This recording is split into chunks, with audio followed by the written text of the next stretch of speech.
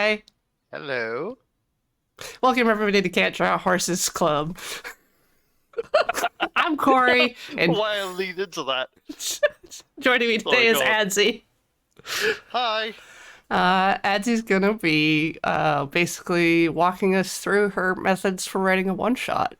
Yeah, the Yeah. correct method.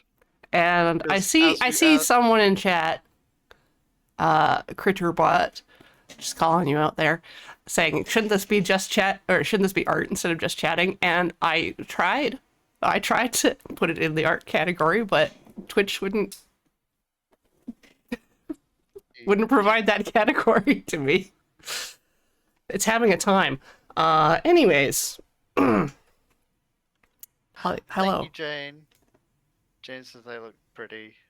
Fantastic. Fantastic. Fantastic. So, Oh, you've created a slideshow I sure for have. us. Shall we go do that? Yes, let's go do that. Wham! So, today we're going to be learning how to do what's Adzy's Guide to One-Shots. So, we're going to be learning how to make a one-shot, which is, well, we'll get into that. Because our first question, as always, is what are one-shot? Corey? Oh, I didn't know this was a quiz. It's not. A one-shot is a self-contained just to like make you panic. What are one-shot? We just don't know. A Not one-shot is a who is self-contained. one shot. Hmm? Yeah. What are? This is a self-contained role-playing game adventure that can be played in a single session. The plot, characters, and possibly even the world will just exist for those few hours in what you're playing. So it's essentially a single day's story, a bottle episode. So why do one-shot? Well, sometimes you get an idea that just isn't big enough for a whole campaign. So sometimes you want to experiment with a new system, and sometimes you just want a palate cleanser after like a super long or dark series and just something to introduce new players with. Mm-hmm.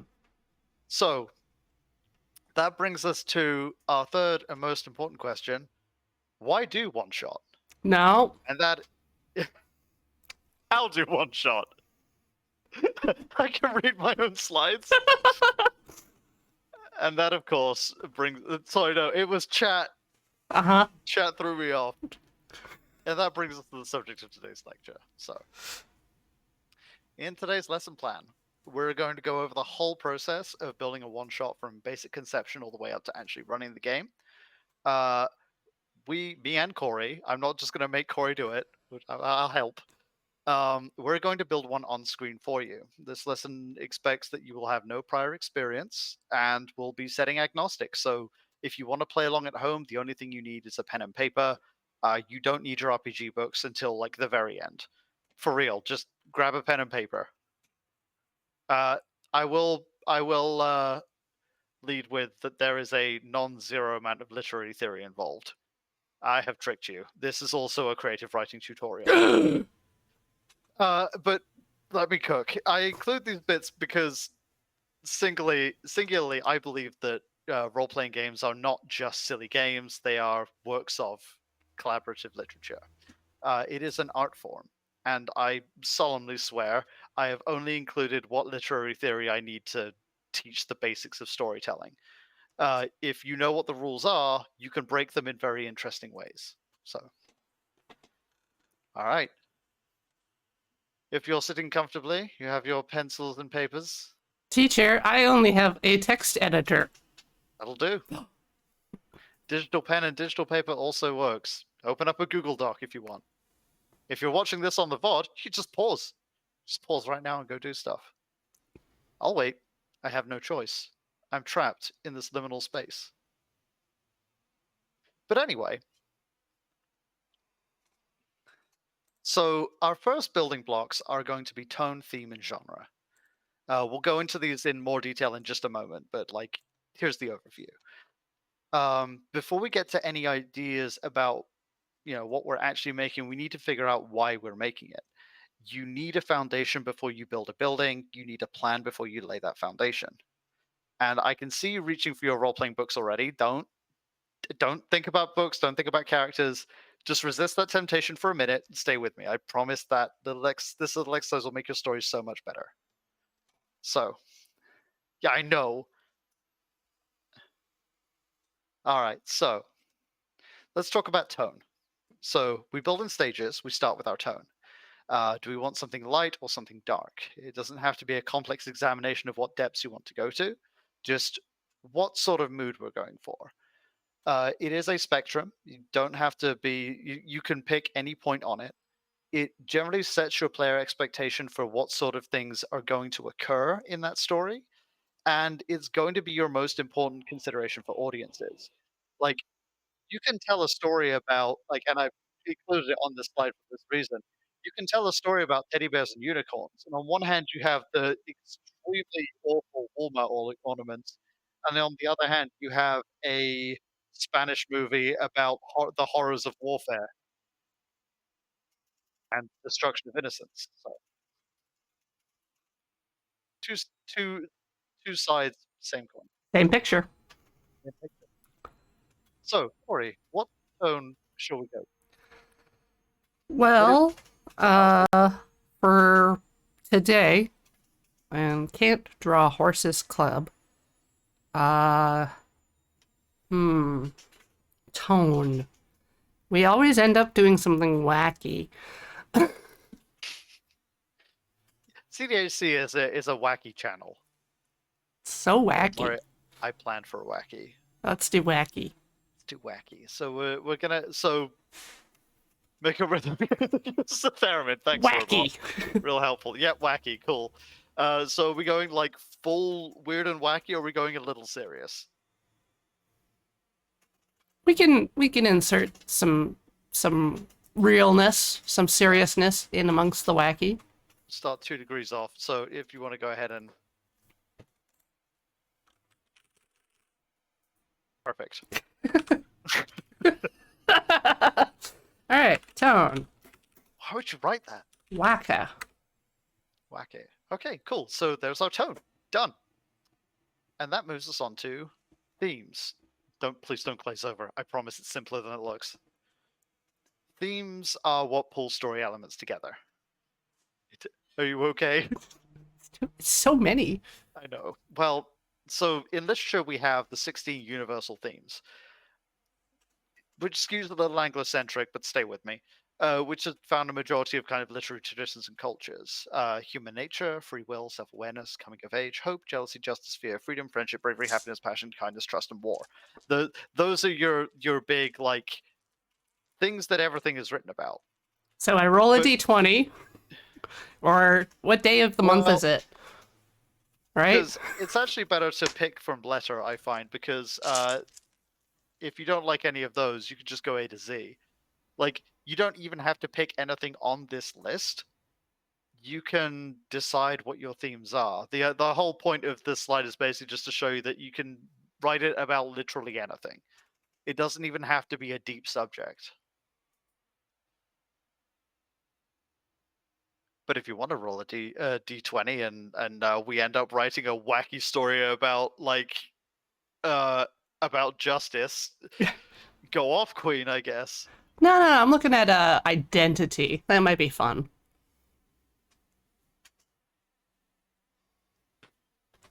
There is no Q. Oh my god. Well, Quebec is a theme.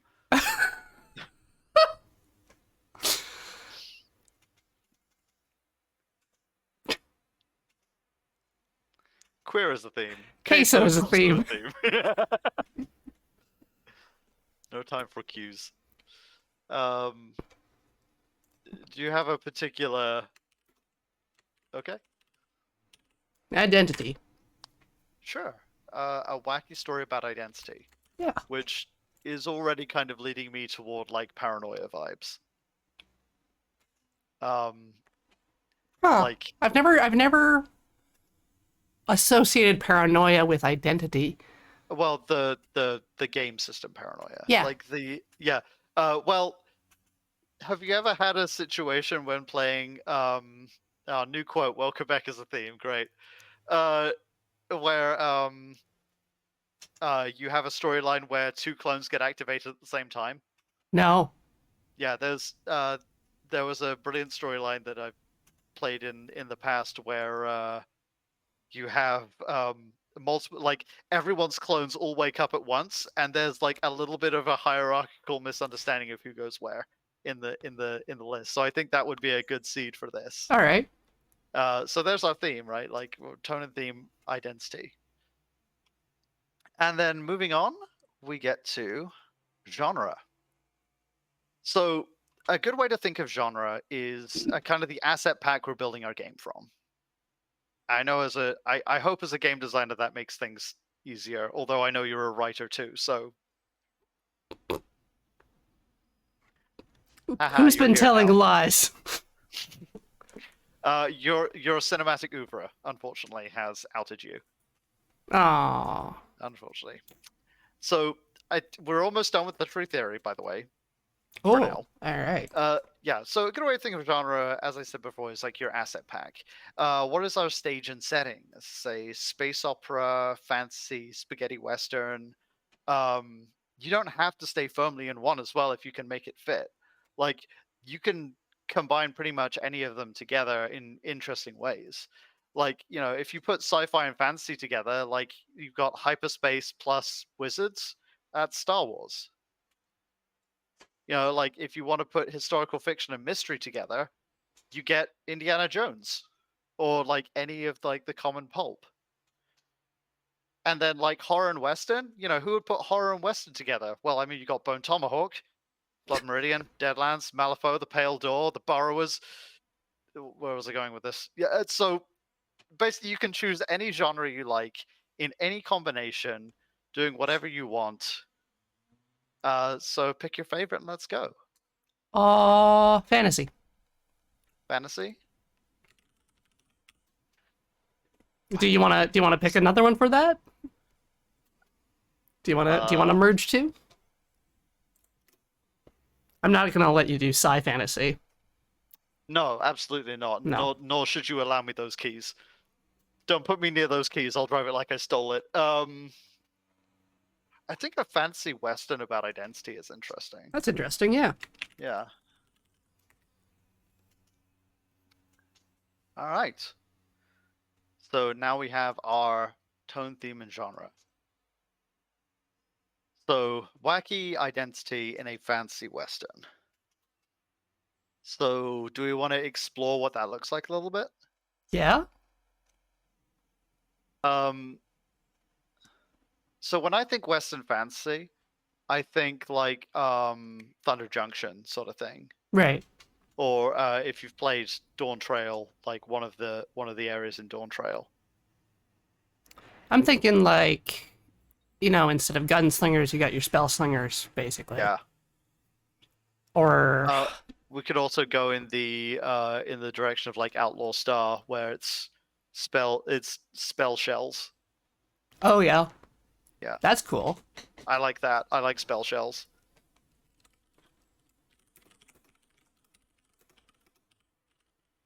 How do I spell shell? Star.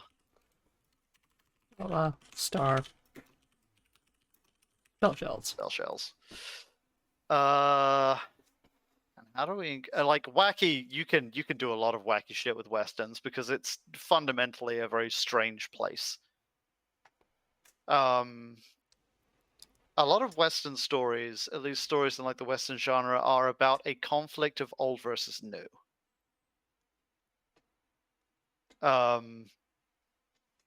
Whether that's a collision of like the new law being brought to the area by the good guys, or the kind of new technology making old ways obsolete, and Hmm. the good guys kind of having to struggle up against it, John Henry style. That incorporating trains is kind of a fun Yes. thing. There's a China Miéville book called The Iron Council, where that involves a lot of golems, basically, Mm, or yeah. So like there's flesh golems, but there's also like trains, yeah, sentient trains. I love the idea of this being a struggle because you can get a lot of wackiness out of and short stories and wackiness out of a conflict like this between a steam engine, the newfangled steam engine that's come to town, and the traditional stone golems pushing a cart.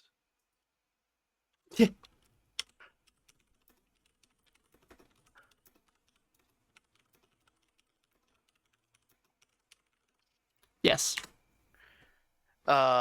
Which is not fully plagiarized, but a little stolen from Final Fantasy, because my wife's at that point in the story right now, and that came to mind. Mm. But I think that's a unique way to take it, is making it a contest of sorts. Yeah. Yeah. And there's definitely a lot of room for hijinks in that. Like, hijinks ensue is very much a place to start here. I've seen Tall Tales. Yeah. Are you happy with that kind of central theming? Yeah. The Island of Sodor meets Mad Max. Yes. Ah, I'm stealing that. Yeah. Okay. Throw it in. It's going right in my theft drawer. Do do do do do do. It's the like being played on a flamethrower guitar.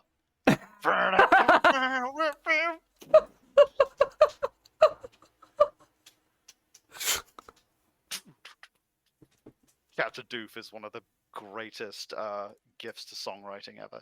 Anyway, this has activated me. Mad Max Fury Road is my favorite movie of all time. That's fair. Yeah. I have to watch the black and white version. I have not watched the black and white version. Yeah. I didn't know there was one, but I can It's see how called that would work. Blood and Chrome. Ooh. Thomas the Tank Engine had world building. Yeah, Thomas the Tank Engine has a lot of world building. Oh yeah, for sure. And a lot of it is supposed to be like very surface level. You're not supposed to think too hard about it, because if you think too hard about it, it all becomes very horrific and dystopian. All right, let's just move on to our broad strokes, which is kind of where we've started, right? Yeah. We're figuring out what kind of story we're telling here and what our major plot beats are. We're still not reaching for our role-playing books yet. Please put them down. We haven't got there yet. So our one-shots kind of need to be paced carefully, because we only have... Excuse me, I'm just like ruining myself here. So because we only have like a couple hours to tell the story, so we try and separate into like a 3-act structure. Works very well for this. We make sure there's some kind of ticking clock on the action, something that's going to happen that forces the end to come to the players if they don't get there first. So this is kind of what a 3-act structure looks like. We'll go in more detail in a moment. I will say that I hate looking at this as a roller coaster, because the fun part of the roller coaster is at the bottom of the hill, not the top. Really? You don't like the anticipation and the view? Absolutely not.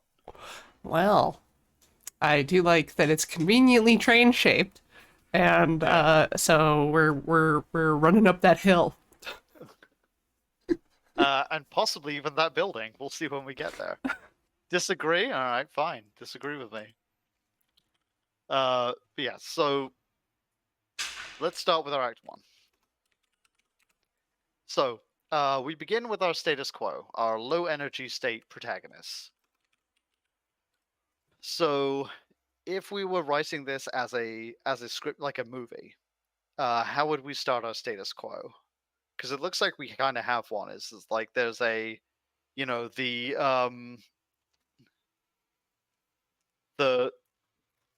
insert name here, Golem Yards. Yep.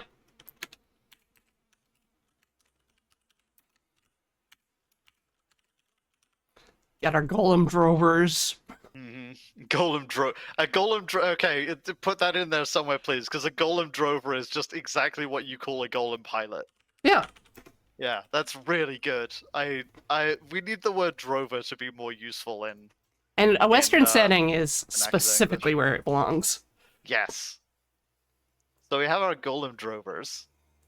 And then we have our inciting incident. So we put a little heat to our protagonists. What shakes up their day? What's happening to them that's throwing them onto a brand new trajectory here? So I believe our inciting incident is just going to be that, you know, the some inventor, probably some businessman, some business baron, Business Baron. All right. a steam baron, Steam Baron. a steam baron who we will name later, comes to town with his new steam engine.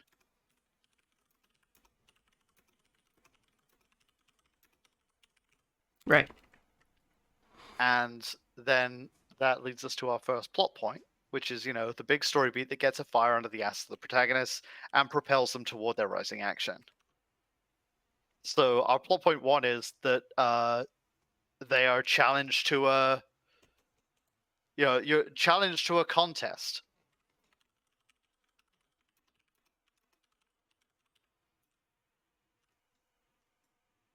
Steve Power and the Steam Baron. Yeah, I was gonna. Steve is definitely the name. Steve. Nah, he needs like well, Steve, definitely. We can put Steve in there, but he also needs like a last name that's like an old-timey businessman last name. No. That has like 4 syllables. Yep. Stephen Pemberton.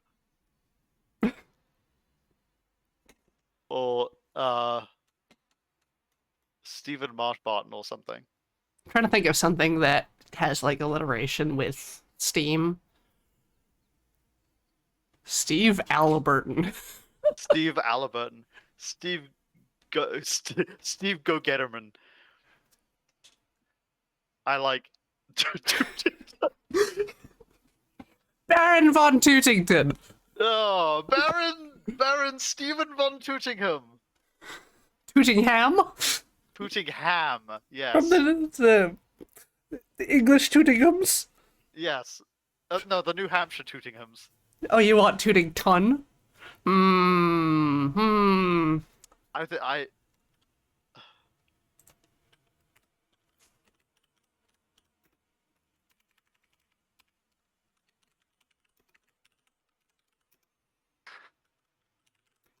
Oh, he would be like like a European baron because it's like because he would be from like some sort of old money, so he would be like the new he would be like the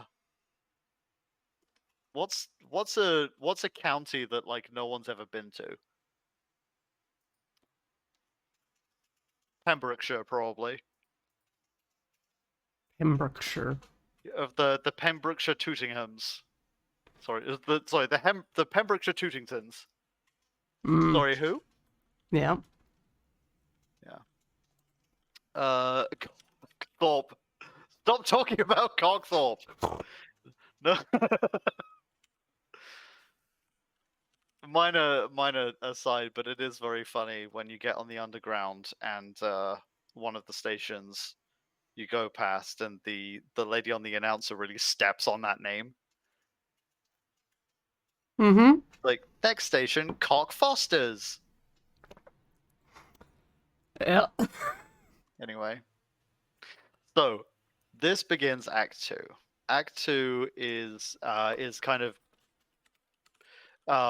rising action. Like that's the whole point of it. So rising action, so what is our big our kind of first contest, I guess?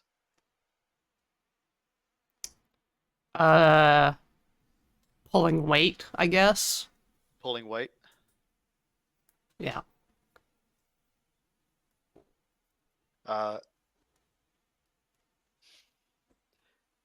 It's like There's gotta be a prove way that it works. Yeah, but there's got to be a way we can make this weight funny. Funny weight.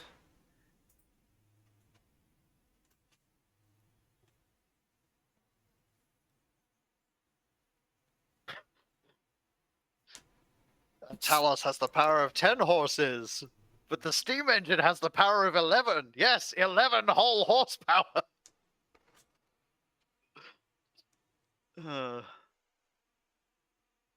Yeah, pulling more than a team of horses was the contest in the early Steam Yeah. days. That's why I. But But my what thought is could they that pull? the load is something funny. Yeah, I'm glad you picked wacky because this chickens. is a good chickens. What's a hen weigh? Yeah. Yeah, what's a hen weigh? What's a hen weigh? About 2 chicks. What's a chick weigh? About half a hen.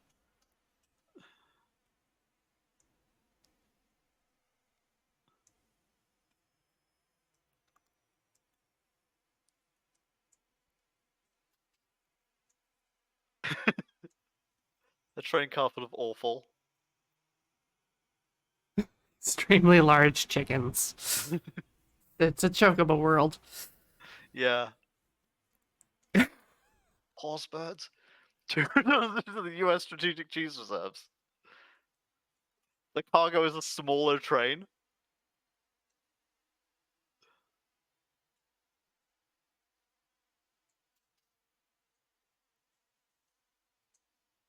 Chickens the size of brown bears.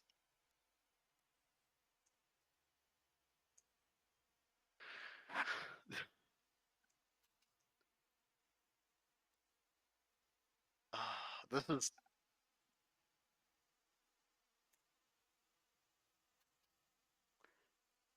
I know how we can foreshadow something here. Oh, Um, the cargo is dynamite. hey, there you go. Yeah, the cargo is Because dynamite. you got to So extend the rail. Yeah. dynamite is inherently funny Yep. for a lot of reasons. Especially if you call it like explosive jelly night or something. Yeah. It's I mean it's a magical setting, so fireball into jars. Yeah, fire Jars jars. fire jars.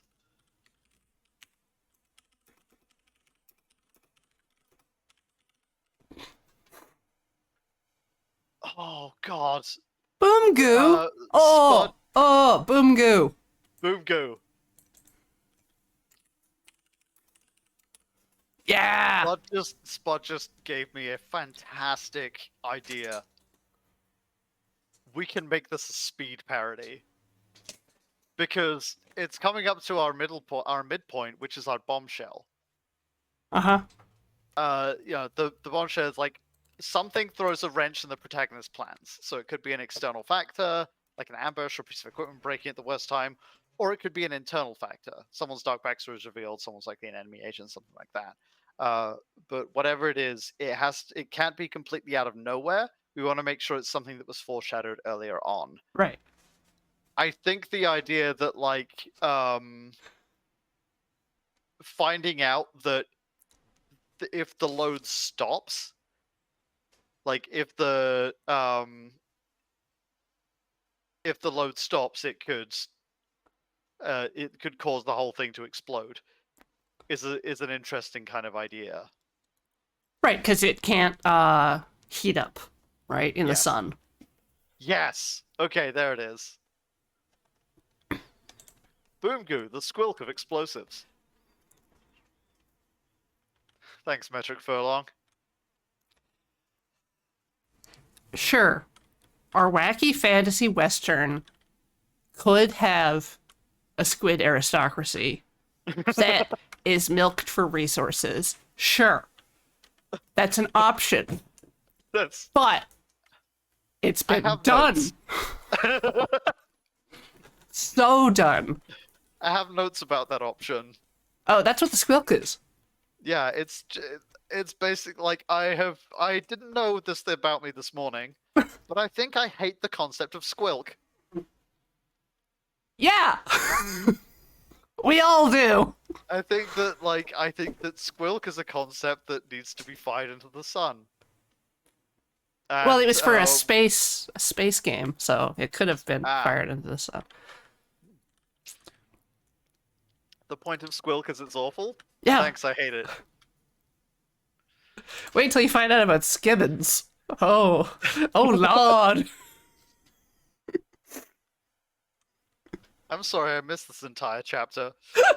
There's two different things. Ugh. we did an episode with Featherweight where Mm. we tried to basically design a role playing game from scratch. It's kind of spacefaring transportation game. That's where Squilk comes from. And we played a coloring game with, or I played a coloring game with Iris of Ether called, was it Bone, Beak, and Feathers, or something like that? Hmm. And so I have behind me, Iris sent me the map that we ended up with afterwards. And so there's Nice. floating ribbons of skin in the sky that are harvested. Beak, feather, and bone. That's the order of the words. Yeah. Horrible. I love it. Yeah, and that's where we got black tights from as well. Milk comes up a lot.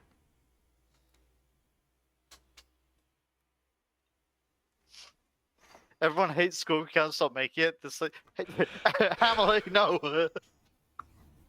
Yes, the agriculture department keeps paying farmers to make cheese, and we can't stop them, and they won't stop. The boom goo will explode if it remains still, if it remains stationary under the sun.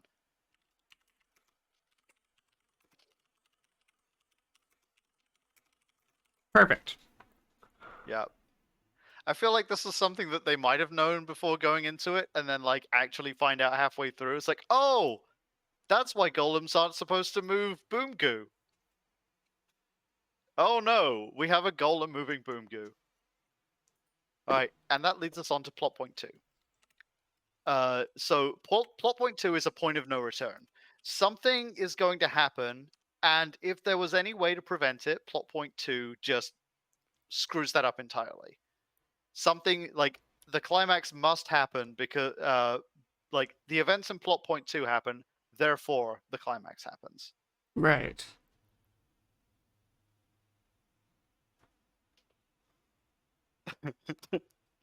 They come to an uphill part. Yeah, right? I love the idea of this being a low speed, high stakes of just like trying to keep the thing moving up a hill instead of like the the downhill kind of thing that you would expect. This is that's a magnificent Yeah, it's the opposite of a runaway diversion. train. It's just, Yeah. it's a completely under control, very slow disaster. Yeah. This is the Halifax explosion. Yes. Yes. Thank you. I was about to say the Halifax explosion. Just because it's so slow.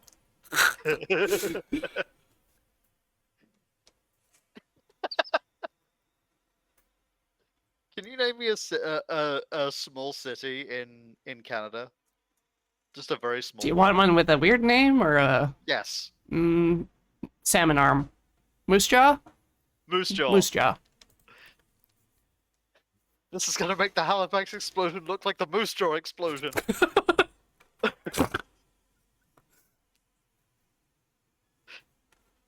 Please write that down. I want that to be in there somewhere. Yeah. The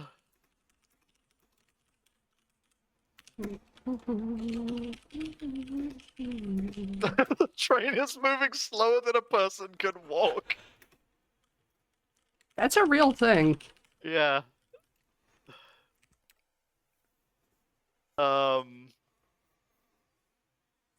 Yeah, it's an uphill, so plot point 2 is that we've reached an uphill gradient.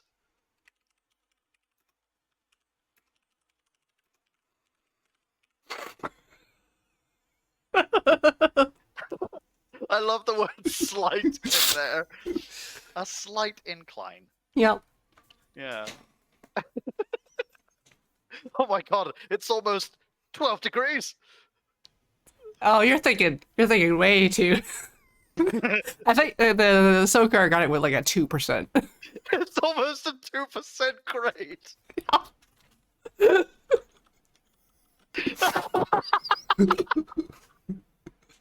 Please put that in.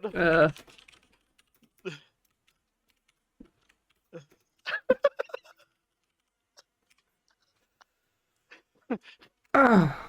We need to go fast. How fast? 4 miles per hour.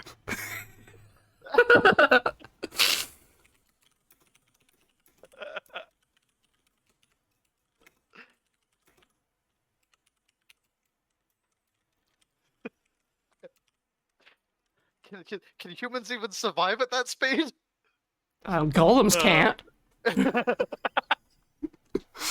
That's really funny. Okay, so Act 3. Act 3, we reach our climax. I think the climax of the story is fairly predictable at this point, which is that it's just a straight showdown between the steam engine and it's a stretch between the steam engine and the golem. I keep wanting to say Talos. It's not a Talos. The steam engine and the golem, like, just irking along beside each other. Yep. They've got Yeah, to it's like keep trying to build steam because yeah, it's an early engine, so yeah, it's really inefficient. The boiler like barely barely builds pressure. yeah. You not only have to we gotta get this baby up to 8.8 miles per hour.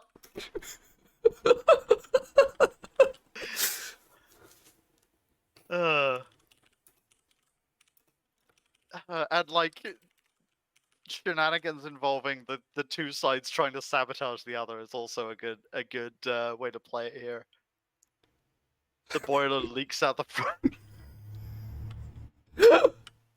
Well, like we've got to get it so that like they get to the top of this 2% grade, and well, actually that sort of yeah. Well, there'd be end of the climax. The kind of the would be the steam engine or the golem, depending on how this plays out, finally giving out, rolling all the way down to the bottom of the hill where it stops and explodes. Just rolls backwards into town.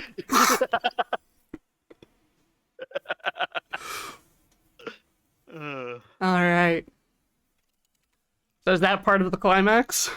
I would say that's kind of the end of the climax. That's the point we're building to, is like one of them gives out, rolls to the bottom of the hill, and explodes.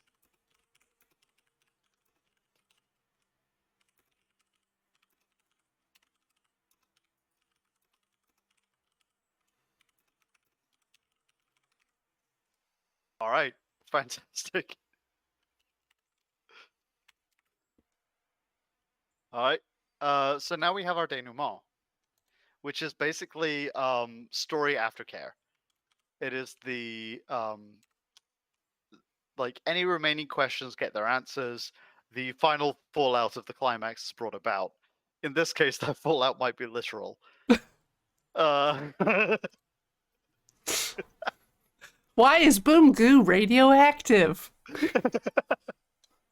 well, we have to keep our radiation somewhere. I love an answer that raises further questions. Um, There were no survivors. So we'll never know who would have won. well, it's a like the denouement, I guess, is like the one team riding off into the sunset. Uh, because they have no choice. They have to keep going. They have to keep going until the sunset, because if they stop, it blows up.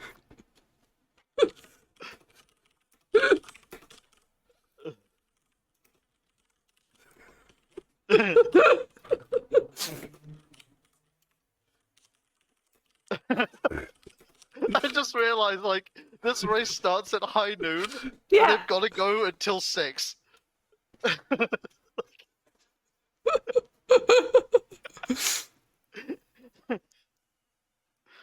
And all that time they go, they would have gone, let's see, 30 miles out of town at a speed of like 2 to 3 miles per hour. 30's a lot 30 is a lot. per hour. If it's 6 hours Yeah, and they're going like 2, yeah.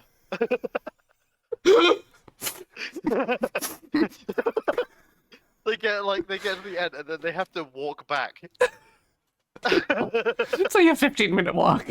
Yeah.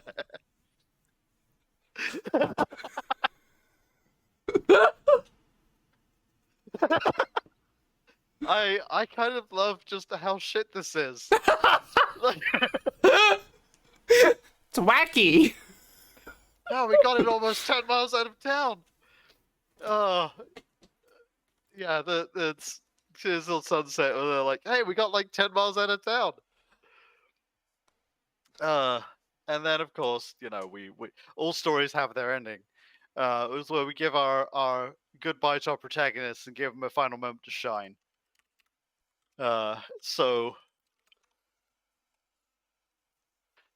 I think our ending is they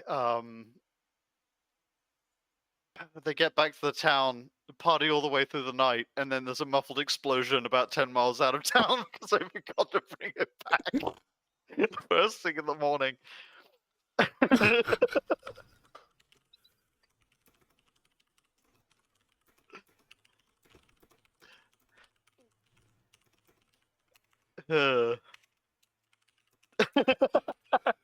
That's it's such a good ending. Womp womp. Party back in town. They party through the night. It's just like boom. And that's the story of how Craterside got its name. The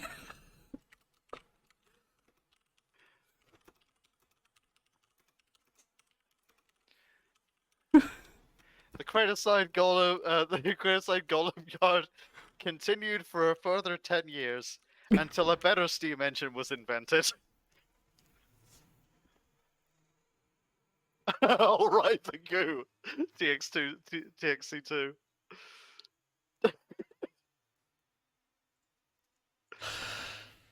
Oh, Amazing. So we've written a story. we did. So At what okay. cost? Yes, at what cost?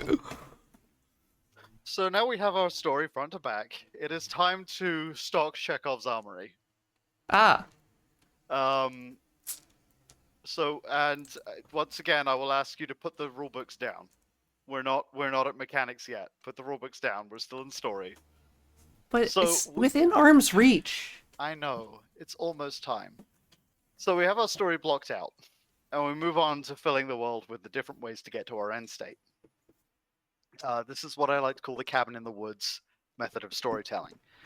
We know what our resolution is. We know the blocks of the story. But now we want to give a few different paths on how our protagonists will get there. So let's add some stuff. How close to break are we? Pretty close. Like within 10 minutes. Do you want to just do it now? Let's do that and then come back to this. All right. We'll be back after these messages. Enjoy the bees! Sandwiches. Sandwiches? Maybe. Oh, no. Yes! Welcome back, everybody, to Can't Draw Horses Club. We're here. Today we're here. Yeah. Today is Monday, and we're making a one-shot together. Yeah. And we are just about to start arming Chekhov. We thought one gun? No. You Nah. need like 5 guns. Why not some boom goo?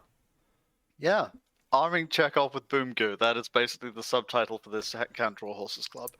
So I've been keeping notes on all of our stuff, and Adzy's been running us through a slideshow. Yeah. And the thing we've noted that I should have tested beforehand is that this system does work. Oh, so I should just throw my books away, right? Yep. Sorry. This is the one true way now. Yep. All right. All right. Let's continue. So stocking Chekhov's armory.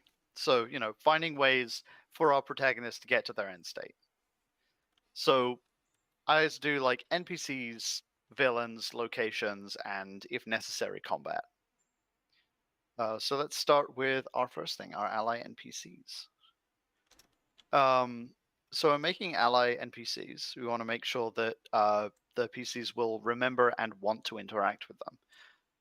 We also have to make sure they have an actual purpose in the story and are helpful and useful to the players. They have to do more than just dump exposition. And crucially, we want to make sure they can't solve the problem by themselves. That doesn't mean they don't think they can. Like an NPC that's doomed to die in a futile last stand is an excellent like NPC idea, but like crucially, the NPCs cannot just do the thing; they need the player's help. So, I think there's certainly room for an ally NPC in like the mayor of the town. Oh yeah, the mayor. Yeah.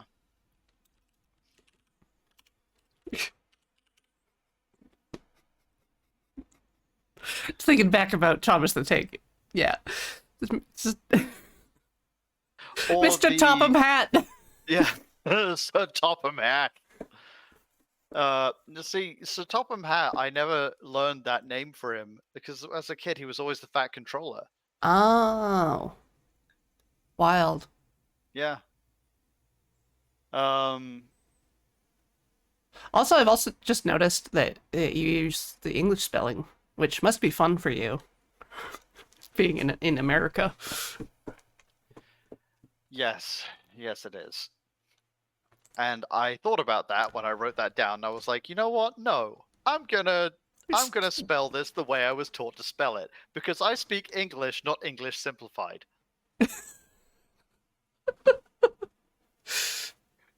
Yeah, no. We here in Hello, Canada Real. are standing by you. You made the Good. correct choice. Don't let them take it away from you. All of your U's stay with you. The U's belong where I need them. I need my U's. Bah. So who's our mayor? Or is the mayor also head of like the golem yard? No, I think the mayor is agnostic in who wins. It's just kind of encouraging whichever solution works best. Yeah. I like the idea of the mayor being the fat mayor. I like the idea of the mayor like kind of flip-flopping between who they want to win. It's like it'll be the person that is successful. Like it's the character of the mayor is always rooting for the people who are winning. Yeah.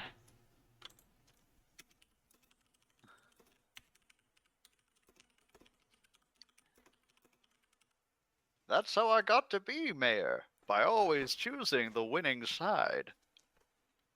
I was backing the fastest golems. Backing the fastest horse, or golem, or engine. Wink. Agreed. We're a railroad town. What goes on that railroad is no business of mine as long as it brings business here. You got purists like, steam doesn't belong on the rails. Changing horses midstream, that's the Adams way. Yeah, steam doesn't belong on the rails.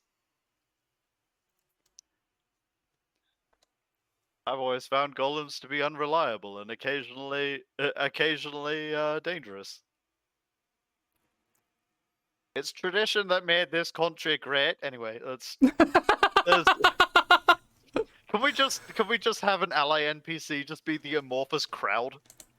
The crowd? Yeah, the crowd.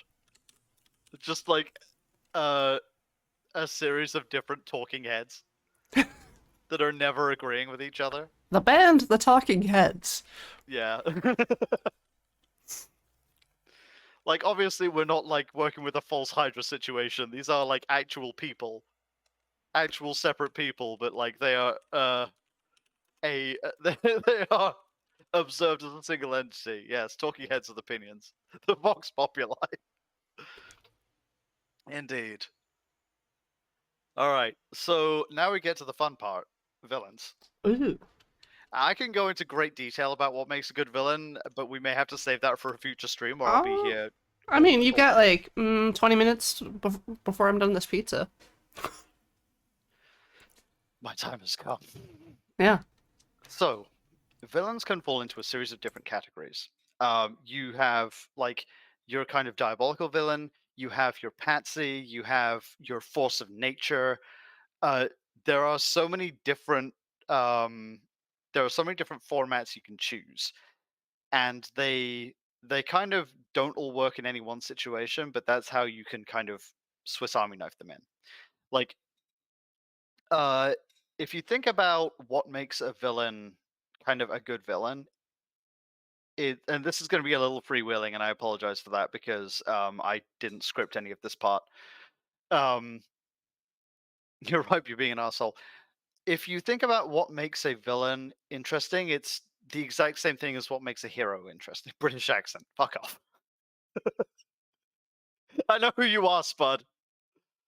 I know where you sleep, and you also have a British accent. Um, a villain is somebody like typically, like your standard kind of boilerplate villain is somebody with a really important virtue that is undercut by a very dangerous vice. And, any hero can also be described as somebody with a really important virtue that is undercut by a dangerous vice. The trajectories of a villain and a hero are very similar in a lot of ways. It's the decisions they make that kind of makes them who they are. Like, obviously, different types of villains play with this rule in different ways. Like the force of nature villain, think like the Joker or Thanos. Like comics are very fond of force of nature villains. Is something that is like a runaway train with no brakes at all. It is just barreling on to do the one thing it is there for, and if you get in its way and you can't stop it, you will be crushed. Like those villains are usually motivated by kind of an idea of like a greater good. Um, and then on the other side, you have like your patsy villains, which are villains who are um, convinced that if they can get some sort of thing on their side, then they can do some great good or some other great evil. But essentially, they are being manipulated by something else. A patsy villain can be really interesting. I think a good patsy villain, like they often get overshadowed, but uh, I think a good patsy villain is like maybe like the admirals from One Piece. They are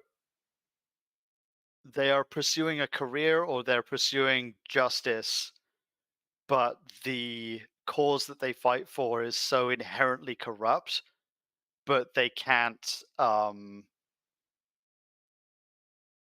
push past what makes them like they can't push past like an ethical barrier in the correct direction. Is usually kind of what makes it that they've decided that they have to be the villain. Someone who's convinced Boongu is harmless during to promote its use for heating to get it revenge on the snow which killed their family. Yeah, there you go. And on top of that, you've got one of my favorite villain tropes, which is the fallen hero, which is somebody who like there's this kind of phrase that's a little trite, which is you die here or live long enough to see yourself become the villain,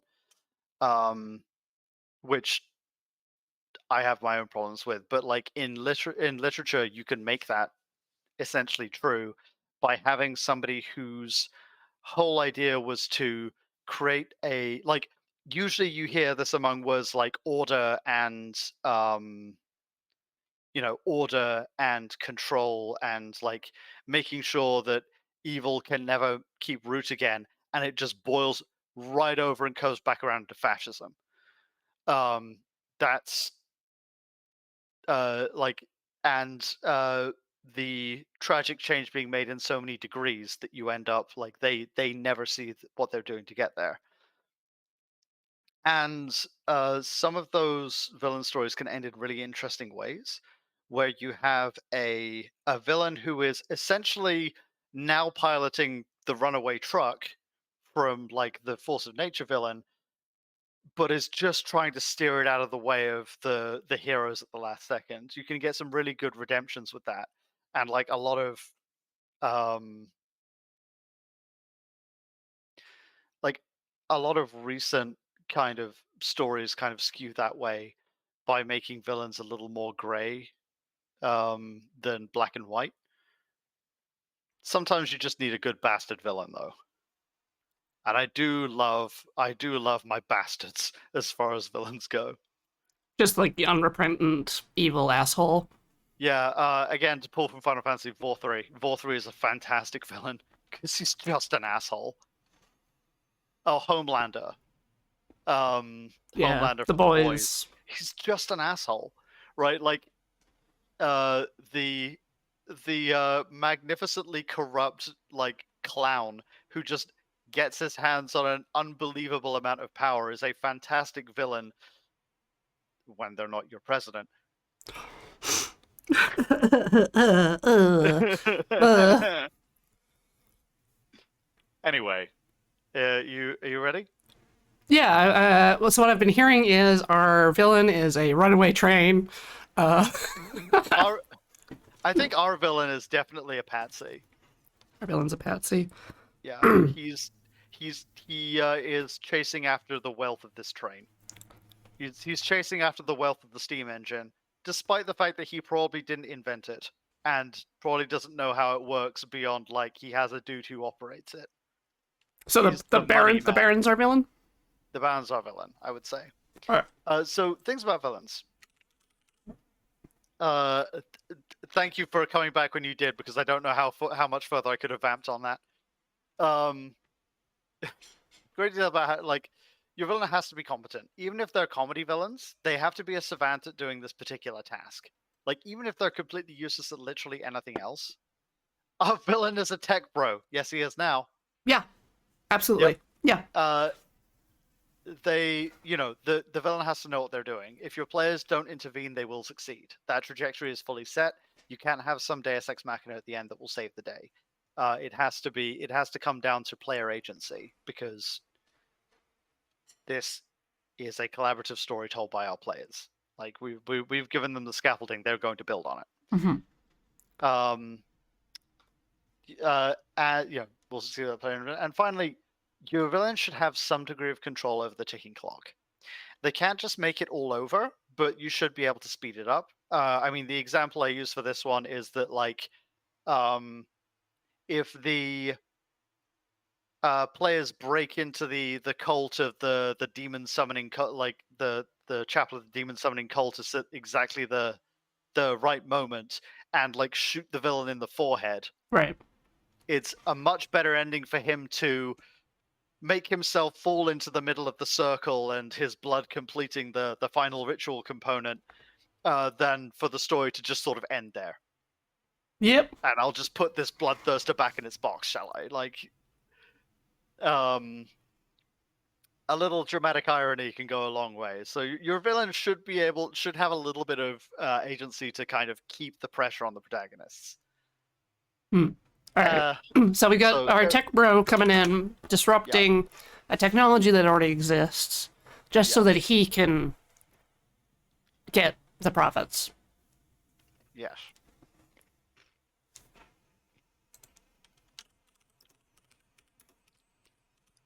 So I think the idea that like he doesn't know how it works, but he has this little dude with him, his engineer.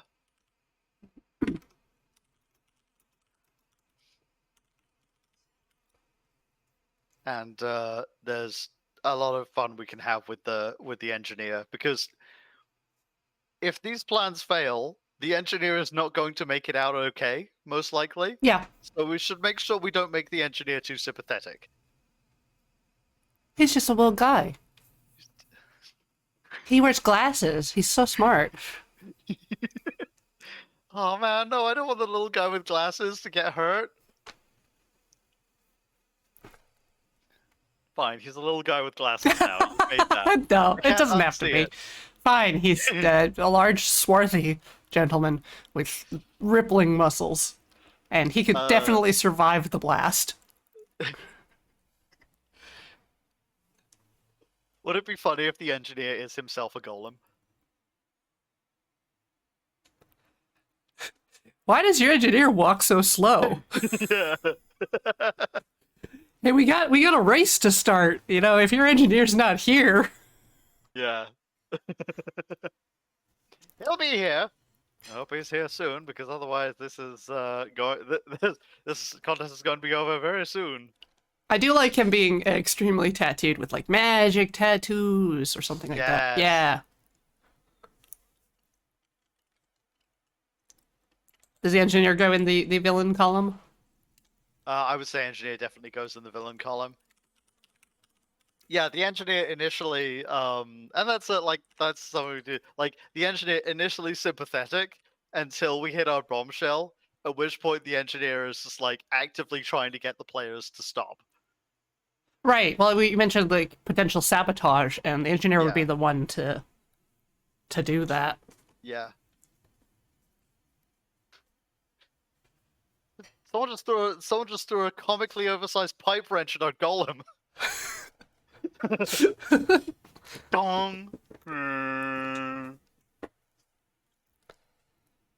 Oh man, you know, Elden Ring, they've got the big Yes. giants that pull the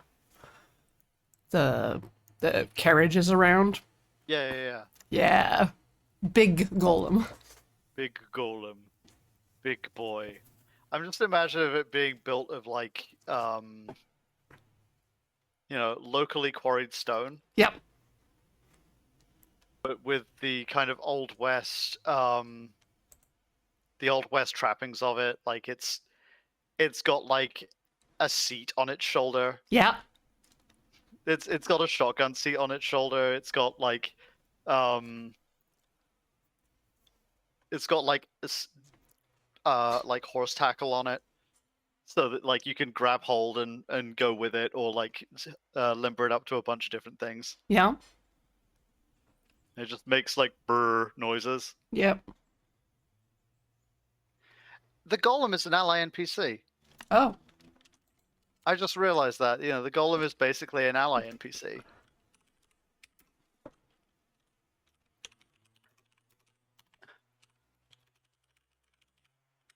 A golem is very much a big dumb object. Like,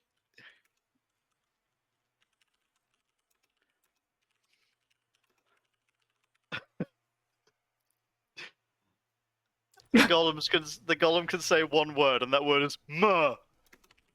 It's just delivered in different inflections. The golem is a himbo. Yeah. It's gonna be like a charming little scene where the golem's gonna step on a flower and the golem stops and everyone's like, "We're gonna explode!" And the golem's like, "Muh." The golem also wears glasses. No. The engineer being called Servitor is very good. We can stick with Vitor. Yeah, Yeah. Vitor. Vitor. Alright, so third thing, locations. So locations, we treat our one shot like a bottle episode or a stage play. Less is more. You want your players to engage with them like a character. So if you want to like understand like how to do a good bottle episode, watch any episode of the original series of Star Trek. Because their bottle episodes are fantastic. They have 3 sets, right? Yep. Bridge, sick bay, somewhere else, wherever that somewhere else happens to be, but it's always on the ship. So it's a good idea to pick like no more than 3. You can also imagine you're doing it like a stage play where you have like one scene change that you get to do during the interval or between acts. So with, I mean, we have the town. Yep. Um, Currently called Flatville. Perfectly smooth town. Prairieville. Look, I went to school in a city called Grand Prairie. I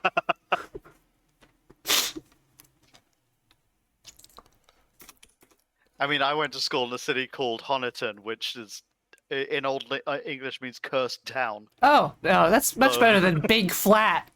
Yeah. uh, yeah, the town of Yeah, Great like it Plain is becomes quite- great. Yep. yeah. Yeah, Great Plain. There. Spelled Plane. Because no, that's correct. Because that's that was its original tourist trap, as it had the world's largest plane. Yeah. Yeah. They still. Yeah. Oh man. Canadian cities love to make big objects. I love how we've set this Old West story in Canada as well. I mean, this is definitely happening somewhere near Alberta. Yeah, we're not going to talk about the impact the railroad had on Canada. Oh,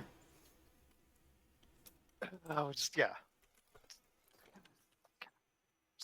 I've never been to Canada, so I can't really talk. Well, it was a while ago, so. Hey, Tom Foley Fox from Somerset. Nice. I also went to school in a place called Crewkern. I don't know what that translates to. All right. So where were we going with this? Yes. So locations. Yeah. So we have, we have the town of Great Plain. We got the Golem Yard. We have the Golem Yard.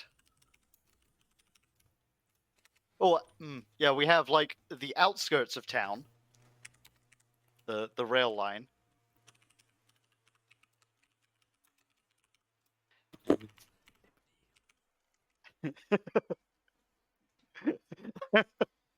I'm trying to think of a name for the hill, and all I can think of is things like a Beggar's Foils Hill, or like Broken Cow Hill, or something stupid. Yeah, or someone's folly. Yeah, someone's yes.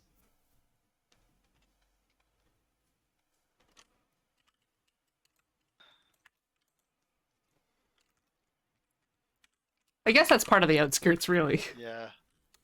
Well, specifically the hill being a thing. Oh. Is, The hill. oh, the hill is called the hill will be called just the knot. Since plain. Or what'll stop a plane in its tracks? A knot. A knot. Or a burl. Ooh. Burl. Oh, I love the burl as the hill. The burl. Yes.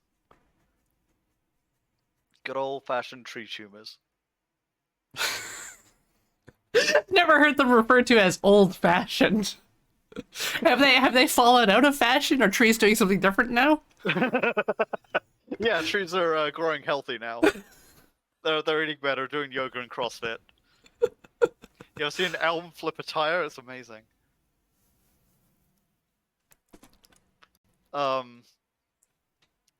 So locations have to be somewhere important to the plot as well. We want to make sure it's somewhere they want to be, and it's always a good idea to make sure you're engaging some sort of sense. Like if you imagine a room with like a scent of blood in the air, ticking clock on the wall, smooth tiles that feel cold on your bare feet, a harsh blue light that makes all colors into shades of gray. If you just pictured the like opening scene to Saw, congratulations! I didn't even have to tell you it was a bathroom. I was caught up in smelling colors. Yeah. It's like Yeah, you should always have some visceral detail about the place you put to put your players in the scene. You know who's really good at box text? Uh, Your very own Kathleen DeVere. I have heard the words box text more often than most humans. Like, she's good at it. I like the box text. So the town of Great Plain, the rail line, and the hill, the burl. Also, burl is a funny word. Mhm. You can't listen to this and eat soup. I'm one clever zinger away from covering my monitor in veggies and ground beef. Do I use a straw? Yeah, skill issue. High five! Yeah. Knock my camera over. Yep. All right. So last thing, combats. Ah. Combats are a rough one.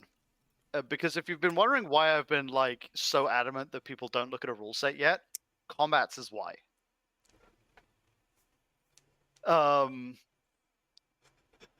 You want to make sure combats are short, and some systems like Lancer, Pathfinder, D&D can get very bogged down into multi-hour combats if you're not careful. And I have more than once screwed up a one-shot's pacing because I didn't account for a combat I'd written taking an hour of time away. Hmm. In fact, the first one-shot I ever ran was like an Inquisitor rogue trader game called Festival of the Hunt, and we got one hunt in before it ended. Wow. So yeah, you want those combats to matter as well. You have to have a huge weight. You want they have to have weight to the story. You don't need to put a combat encounter just because it feels like there should be one. Like there's no need for you don't have to have a pointless action scene because you've decided it's time for an action scene. Looking at you, Rise of Skywalker. Now you're looking at me. Oh, No. people been talking. Yeah. And finally, you should always try and find an out for a combat encounter if you can, to like encourage and reward players for thinking smart. It just makes sure that like if a combat encounter can be skipped, why did you put it in the story in the first place? Like it has to have the same kind of Right. weight either way. I think in our case, we can kind of treat the burl as a combat encounter in terms of there being opposed roles, but I wouldn't call it like combat. Okay. It's more of like a challenge, a skill challenge or something like that. But Yeah, it's a series of skill challenges yeah. that if I was running this, I would be coming up with on the fly, going on like, depending on how those, how the players have kind of built their characters up to this point. I want to make sure I'm playing to their strengths. So if they all built like fighting characters, sure, we'll make it a combat, but like, yeah, it's a thing. Very quick notices on encounter tracks as well. Just, I promise we're getting to the rule books in a moment. We'll be there in a moment. We need to add consideration for the choice present in role-playing games. Now that we've finished making our rigid story, we sort of have to remember that we are putting players into this, and typically they don't know about the context of the story. They can sort of intuit where it's going, but they may go off in different directions. Hmm. So we kind of have what I call an encounter track to help us figure that out. It's not possible or even desirable to figure out every possible path your players might take, but this kind of helps us. If you're into improvisation, you can just let your players loose and let them find their way to the end by adding nudges here and there when they're natural. This does mean your players might miss out on some stuff, or you may have to use the magic retcon gun to make things make sense, but more often than not, you'll get a really organic experience. This is what I call the full improv method.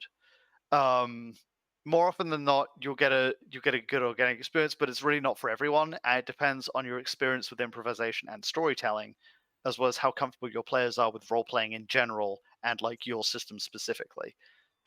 It also means that you have to keep reminding your players about the ticking clock because sidetracks happen a lot. So if improv isn't your strong suit, we can do this kind of system where you organize your scenes in like a web of choices, where you can have many paths that lead to the same conclusion. That helps you chart your player's progress and keep track of what's going to happen next. It's a lot more rigid, but for less experienced players and GMs, it takes a lot of the heavy lifting off of your shoulders. You can work on focusing on the parts that matter to you more than trying to corral your players down the railroad. Right. Ironic considering the context of our story, but here we are. Just say tracks again, you know? Tracks, yeah. Well, yeah, this is what I call the story web system, and we do also have a hybrid format where you can use the sort of train set method to put things into self-contained scenes. Like instead of there being a set order, you pick a car up from the ones that present themselves on the fly and just add it to the end, so that your players are moving through what I like to refer to as the infinity train system, where you are like actually adding encounters and moments organically to the story as they come to you. It lets your players engage in the order they want to, and you can always be kind of more or less ready for it. I mean, like, whatever, the illusion of choice, right? Like, people are very fond of ragging on this, but we do have a story that we want to tell, and the players presumably will want to tell that story as well. All right, so we're finally here. I'm Corey, okay? Okay. Ah, amazing. Okay.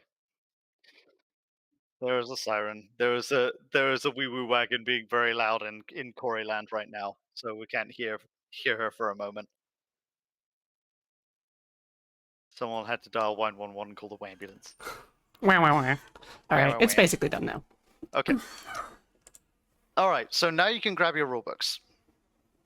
The more systems you know, the easier it's going to be to kind of match the energy of the story. So we should really kind of decide whether we want a rules heavy or story heavy system.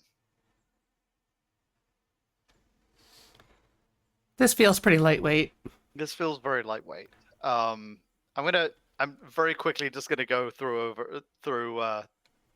what I have prepped, but I'm pretty sure like this choice is gonna be kind of open and shut. Mm-hmm.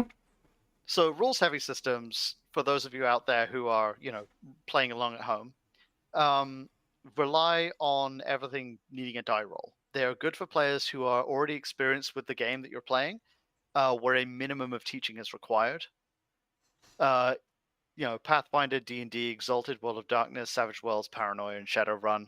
These are systems that have like a rigid structure to them and can fit just about any game because you can tweak the rules in certain ways very easily.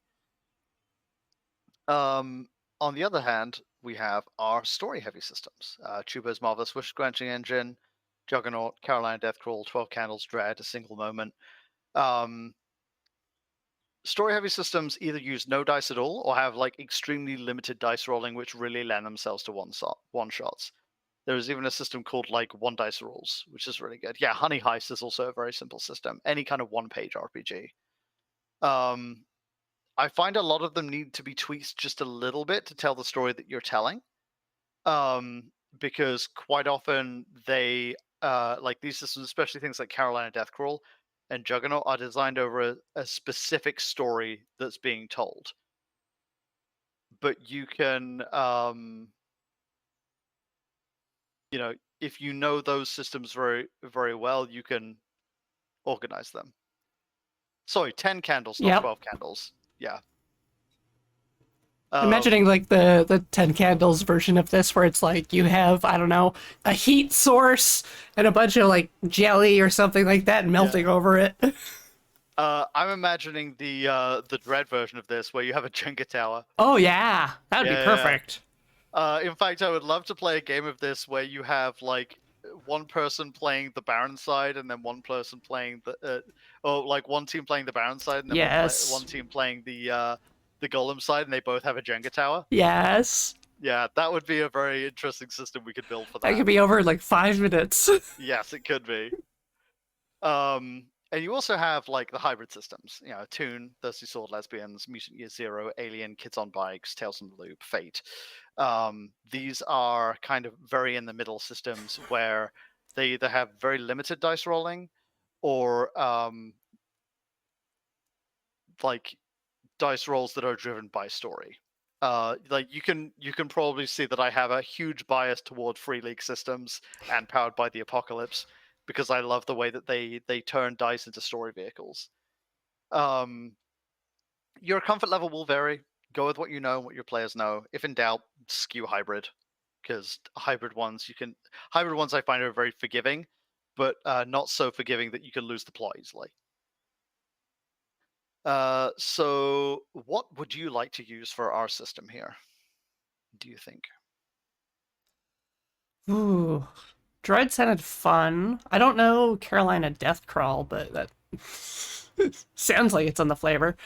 Uh, Carolina Death Crawl would require a lot of rebuilding to make it work, but we could do it. yeah, it's like Kids on Bikes would lower the stakes a lot. I think, like, because Well, you don't really die, and it's mostly just narrated scenes, right? right, but the Kids on Bikes engine can be used in a lot of fun ways. Like Mentopolis is based on the Kids on Bikes engine. Right. Yeah, so you don't have to use it like verbatim as it's supposed to be used, but you can like steal character sheets out. Like D&D doesn't have to be played in Faerun, so Right. I thought Thirsty Sword Lesbians was a 5e supplement. Thirsty Sword Lesbians is actually a Powered by the Apocalypse game because Oh, okay. it has moves and like moves and scenes and things like that. I think also like there's room for like Exalted in the kind of very narration like heavy for the players. Yes. I find Exalted can actually kind of live wherever it wants to, depending on who's running it. Yeah.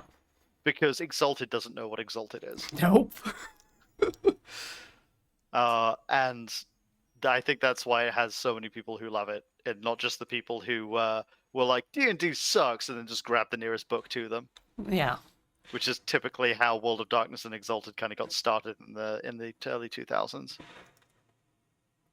Yeah, I don't know. And then like Fate is also it's got a lot of flexibility.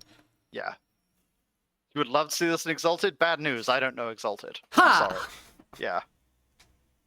Oh, If Corey knows here I Exalted, was he's totally involved. assuming that you had experience with all of these. Most of them. I've played at least. I've at least played all of these. Hmm.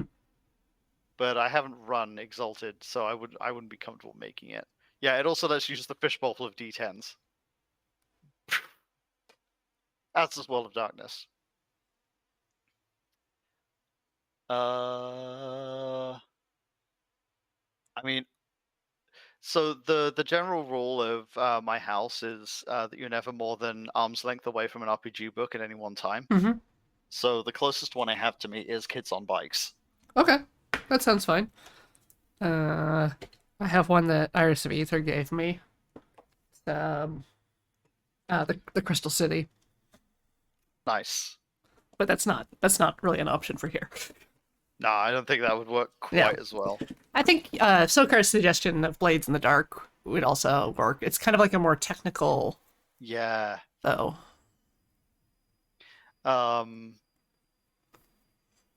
Be a problem to keep the train moving slow enough not to blow up. Yeah. Yeah. Blades in the Dark. I don't know Blades in the Dark. I haven't played it, and it's one of the books that is never in stock when I'm able to buy RPG books at my local game store. Oh, Imperial Outpost Games, 51st and Thunderbird. Check them out. If you're in Phoenix, otherwise that's pointless to you.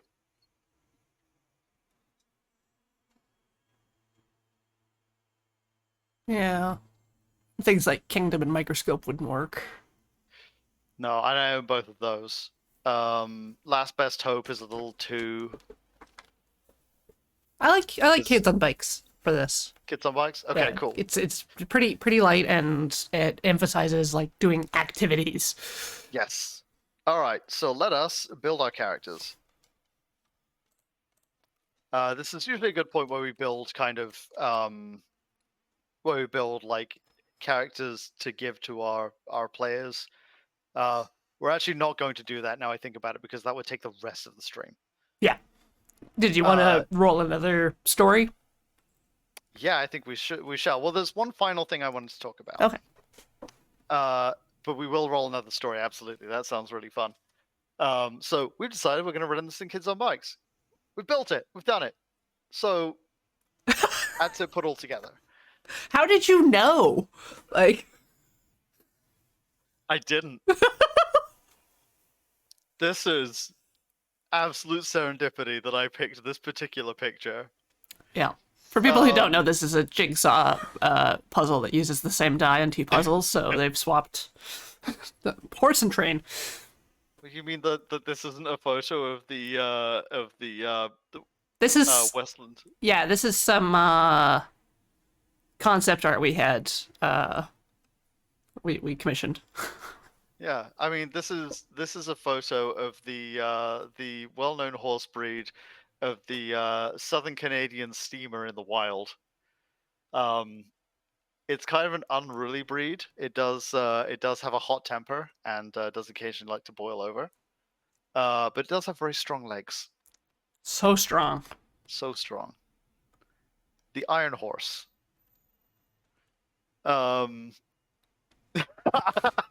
Spud. She railroaded us into the choices she wanted us to make. No, I didn't. This is all Corey. Check the tapes. This is all Corey. All right, we go outside here, run through to make sure it makes sense. We haven't somehow created some plot holes or problems in there. So if you want to show your document on screen, Do do do. let's start at the top and work our way down. So, a wacky story about identity. You know, identity of the town, of the community. Yeah, the identity of the community is definitely being brought up here, in a fantasy western.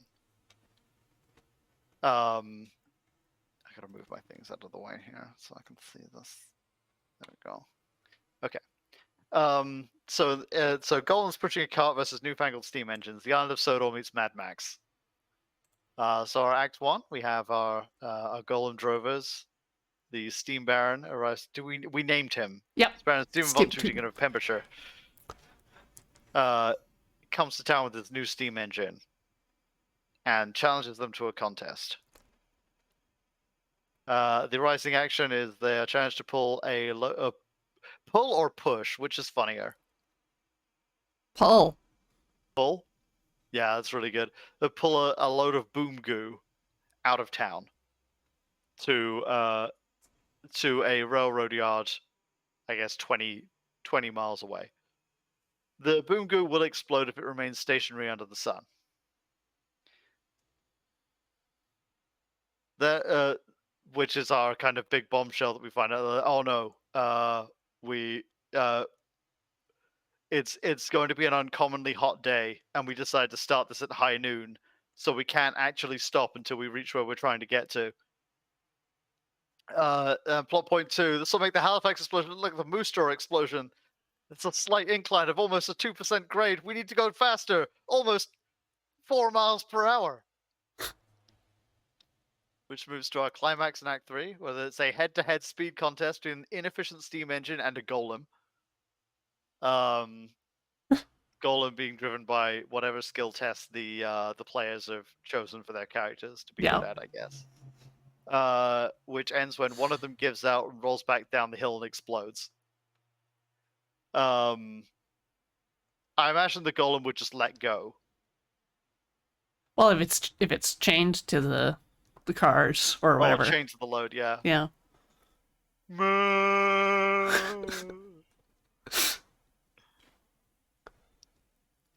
The ending is the party back in town where the characters are licking their wounds and being upset, and then like a not so distant explosion in the next morning. There. An ungodly fusion of a train whistle and a neigh blasts across the landscape.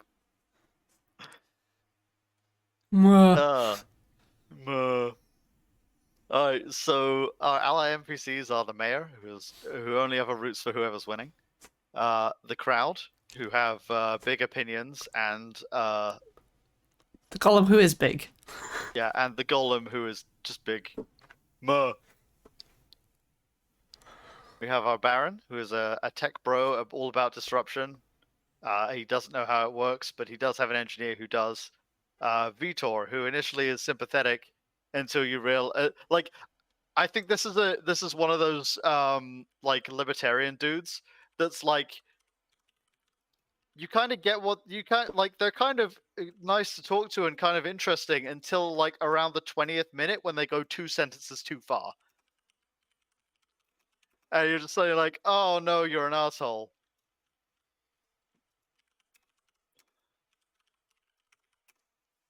There. It's an asshole. Are you an asshole? Uh, all fire departments should be pay to play. Oh, all right, there it is. Yeah. What does that mean? I've definitely I've definitely had conversations with people at like at parties of like usually like not mutual friends, like usually like rather large gatherings at like conventions where like you're having a great time and then suddenly they just say something like that and it's sort of like, oh, I have to remove myself from this conversation as soon as possible. Yep. Yep. This is a kids on bikes scenario, as in like we're going to kind of chop the rule set for kids on bikes up to use it in this.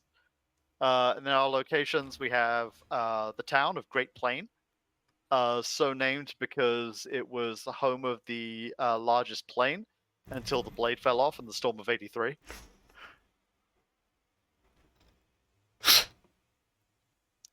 Do you want me to write that down? Yes, please.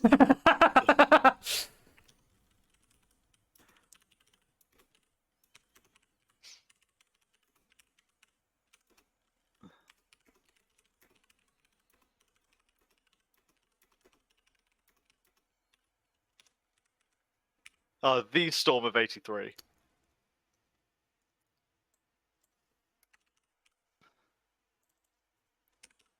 There you go. I don't know why, but the idea of this the plane was ripped off in the tornado of '83. Yeah, like the just like local folklore that no one has any kind of bearing on from outside the town, but just makes instant sense when someone talks about it. Yeah, well, I mean, the Blizzard of '94 is a thing. Yeah. In England, the storm of '87. Uh, then we have the outskirts and rail line, which the rail line that travels from the north of Great Plain to the outskirts of Great Plain.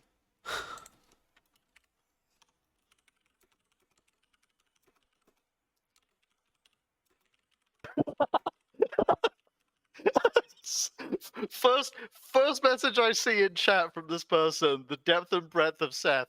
I have traveled here from the year 1983 to tell you that this joke hits.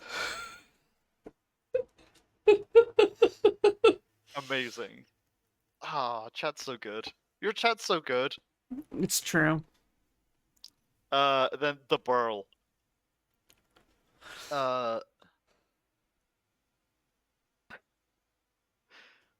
Oh man, rather- here in Victoria, there's a number of lumpy rock things that are referred to as mountains. Mostly like lava fields, right? In Victoria? Yeah. No, that's swampy. It's a rainforest. Right. I'm thinking of like Iceland? Oh, Yeah. the shield. Ugh. Yeah. Look, in my defense, Canada's really big, and I know it's not a monolith, but there are only a few places where people live. Well, you're not far off. Like, we're in a very tectonically active area. We're in the Ring of Fire, basically. Like, there's volcanoes north of us. Mm-hmm. And yeah, the other, I know 2 facts about the mountains in the U.S. And the first is that the Appalachians are older than bones. Yep. And also that that the northern part of the Appalachians is actually the Scottish Highlands. Yes. Yeah. Which is wild to me. No, the plain is a wood plain.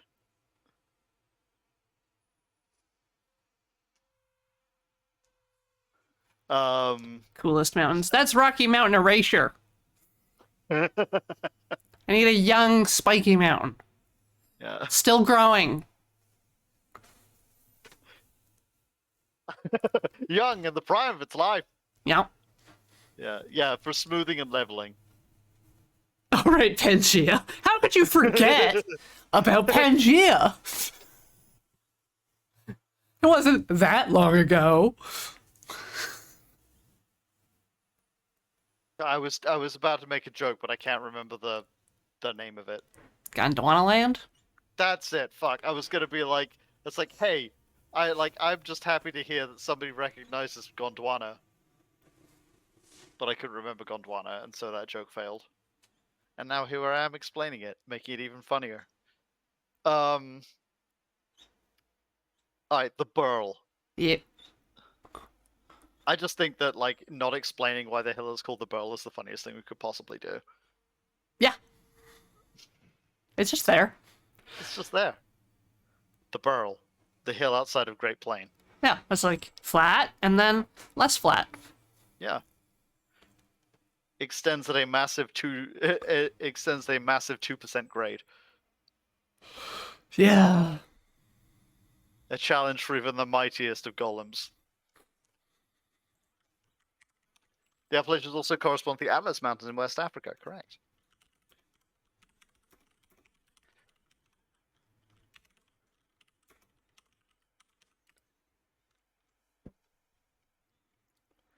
A grade of 2%, requiring speeds of almost 5 miles per hour to navigate.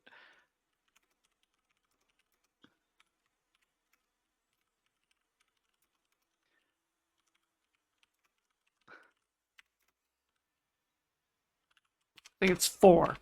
Yeah, 4 miles per hour Overcome. to overcome, that's it. It's the golem that could. Yeah. Perfect. Yeah, this is basically a little engine that could metaphor, isn't it? Yes, that was on purpose. Is it really? Yeah, that's where I started, and then Ah. I followed you all the way down that rabbit hole. Which I guess is in character. up that train hill. Off that railroad, run up that hill, and possibly into that building. Yep. Boom. Alright.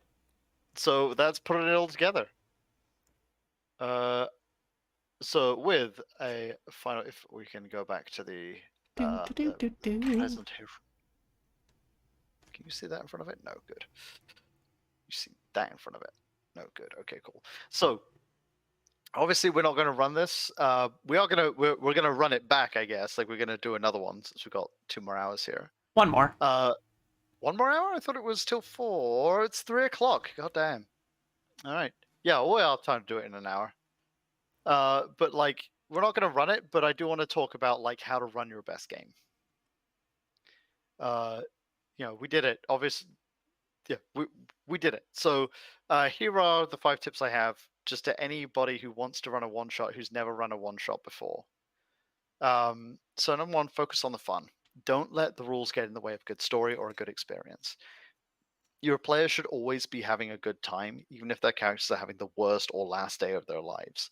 Practice some good table safety, use the X card as well as lines and veils to make sure there's no barrier between your table and the experience. Don't sweat the small stuff. It is absolutely okay to fudge a die here or there, or forget a line of dialogue, or let a player like miss a plot point. As long as a main through line is being followed and people are having a good time, that's really all that matters. The second thing I advise people is you want to make sure you're creating dilemmas and not just problems. When you're reaching for high stakes at the climax, you should be giving choices with bad outcomes rather than like a single obstacle to overcome. So like in our example here, instead of you know making the golem go faster, making the golem go faster could be putting strain on its body, and it might be starting to fall apart. So your option is: do we slow down and possibly lose the race, or do we win the race and possibly hurt our golem? Right. That is that's something that you want to. That's like something to consider and play with. Use the ticking clock to your advantage as well. Like, make sure that the players don't have time to do everything. Rule 3: make sure you're following the players first and the story second. Players do weird things, and you or they may come up with a better idea than you had about where the story's heading in the middle of it. When playing a role-player game, the story is a basis for change. It is your standard plan if everything goes right, or wrong, depending on your perspective. If your characters, your players come up with a better idea and it makes sense, just do it. Have fun. If your players want to do something completely out of pocket, first make sure they understand the situation correctly. And if they do and still want to do it, just let them. Like, what's the most interesting outcome from this? Let's make that happen as a consequence. Dale Friesen is very good at this. Saying yes when your players say something out of pocket and stupid is fantastic. Rule number 4: don't fall into downtime. You have a limited amount of time when running a one shot, and the absolute nightmare scenario is you talking to one player while everyone else is on their phones. Your players should always have something to do, even if it's not their turn, or if by some happenstance their character is dead. This doesn't mean you can't have like quiet or contemplative moments and like a darker tone, but you should switch focus often. In the middle of combat, if something happens, ask players what their character's reaction to that is. In the middle of a scene where like one character is kind of taking the lead, ask another player what their character is doing. Give dead characters flashback scenes, or allow them to affect or inspire the living from beyond the grave. Oh, that's a cool idea. Maybe Yeah. like if a character is dead, perhaps you can have another player remember a Surge. Hey, Welcome, Brew Crew. welcome, Brew Crew. We're just talking about death. Don't worry about it. Yeah, like if a player's character dies, and you don't have like, and it's like close to the end, have another character remember an inspiring speech that character gave them. That kind of will help them get across the finish line, give them a bonus. Like, ask that player what they would do in this situation, how they would give that bonus. Make sure your players are staying involved in the action. And rule 5, definitely about one shots. Drive it like you stole it. A one shot is like, it's a temporary thing. It's a mandala. All those little sometimes foods that you want to try and save for like big episodes, just use them. Get weird with it.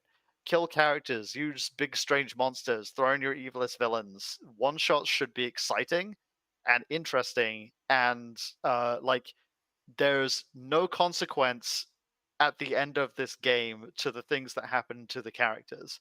You can get ridiculous and silly with it, and you should advise your players to do so as well. The first piece of advice I give to players in a one shot is drive your character like you stole it. Yeah. You'll have a great time. I would like, in interest of not having H Bomber Guy rapidly approaching my location, to thank my bibliography and sources. What does that even look like? Just his face. Yeah. Here, we'll call him Harris, and that'll take the heat off of you. Yeah. It's commanding, bro. Theme lists from like I got my theme lists from here from Pro Writing Aid, which is a great place to just go for like refreshers, or if you want kind of a pool to dive into to grab like themes out of. The image for the 3-act structure and like other literary theory that I was using to kind of remind myself of 10-year-old university lessons and make sure I was brought up to speed on like kind of current zeitgeist stuff is from like Fuck My Brain. It's a notes app by Nicole Vanderhoven, where she has like a lot of like public facing notes on storytelling. It's fantastic. And also, I would be lost as a role player without the book that has been massively formative to how I run games, called How to Write Adventure Modules That Don't Suck. It is a fantastic book. I think it's like $20 on Yeah. DriveThruRPG. It's definitely worth it. Uh, if you are like interested in kind of approaching role-playing games as a craft, How to Write Adventure Modules That Don't Suck is a great place to start. And there is a DriveThruRPG link in the chat that you can use to With our affiliate code. to get some extra money for Lure, which Yeah. is why I included the DriveThruRPG link. Synergy. Mm. All right. Well, shall we take a break and then roll it back and roll up another rolly thing? Yes. All right. See you all again soon. See you in a moment.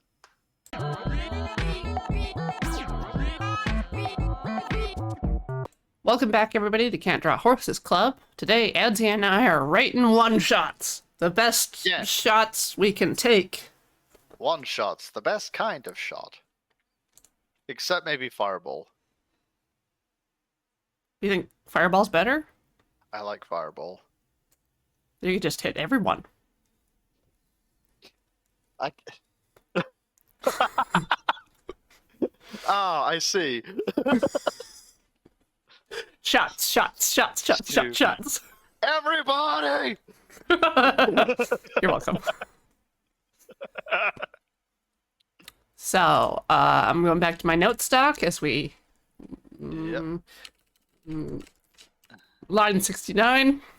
Seems like a good spot to start.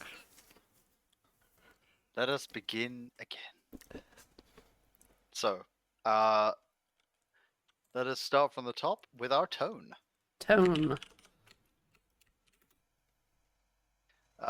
So where are we at on tone? I don't really want to finish the stream with something sad. Deadly serious. Okay. Actually, there is there's one I've been wanting to write for a long time, which is like dark fantasy. I'm not sure if this is the energy of dark fantasy.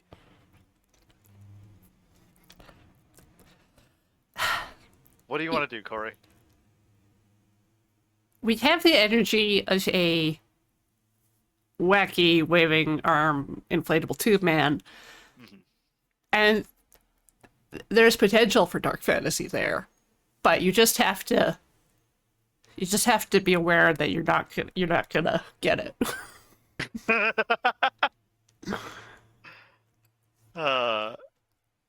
No! Thor, no!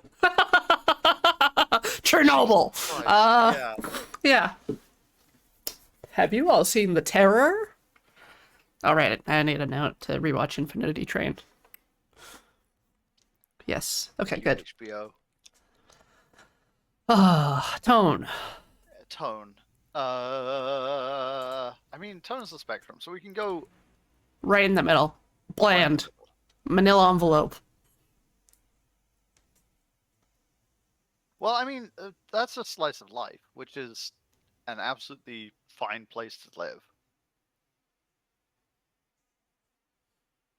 It's not one shot, though, because one shots kind of thrive in the extremes. Oh. I mean, we could try slice of life tone. Yeah? Yeah, let's try our midtones. Let's try our grayish. Grayish? Okay. Grayish.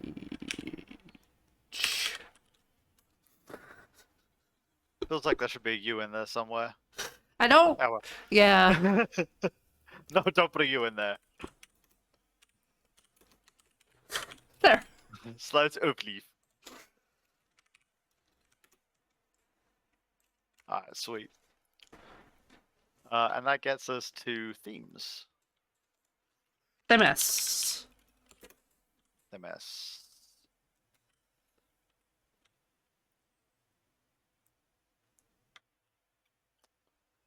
Where do we go with this?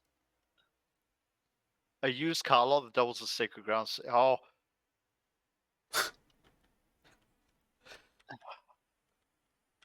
Legacy. Ooh, Legacy or actually Purpose is a good one. purples. Because slice of life is often about like coming of age or purpose. So we could put purpose / coming of age in there. I want coming of a later age. Let's midlife crisis. Yes. Okay. Themes are midlife crisis then. Let's go straight to it. Hell yeah. All right, and our genre.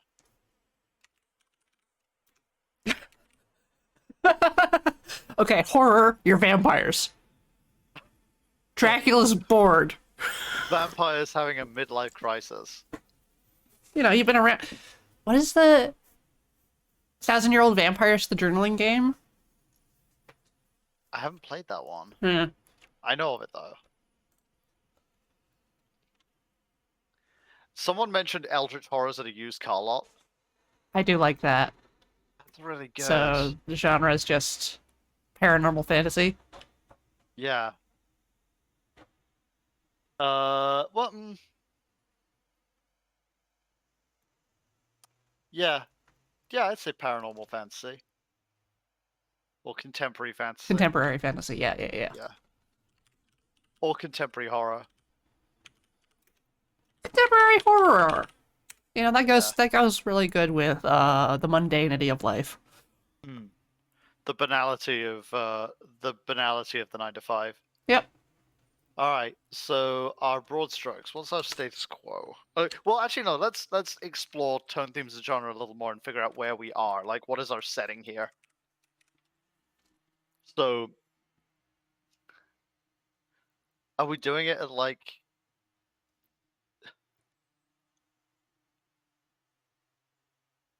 Setting is There's room for the mundanity of like normality in the face of something absolutely terrible happening. There's a movie that I think is just called Monsters, which deals with that. Like, there's there are monsters like essentially like ripping their way through the United States, and it explores like a Midwestern town through part of it where people are just like carrying on as normal. Because like, what else do you do? right. But just because it's the end of the end of the world can get very existential, which I'm not really about in a mid-tone. But what if we have a fish out of water story where we have like a guy who has ended up completely out of his comfort zone in some sort of eldritch dimension and is basically working as some sort of insurance salesman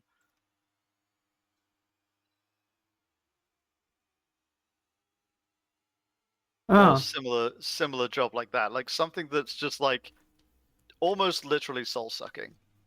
I was working on a visual novel thing with Featherweight, and the setting was basically a lemonade stand in hell. So it's kind of like a lobby coffee shop sort of situation where the people you interact with are corporate bureaucrats. What about if it's a lobby? It's a lobby coffee shop in like the oldest house / SCP Foundation. Like Yeah. it's a sinister government agency that does sinister things with anomalies, but you're just running the coffee shop. You're just the guys at the coffee shop. Yeah, and nothing interesting ever happens to you, Mm-hmm. and you don't form close relationships with the people that shop there. Yeah, because who knows if you won't see them again. Backrooms bucks. Yeah, Backwards Bucks.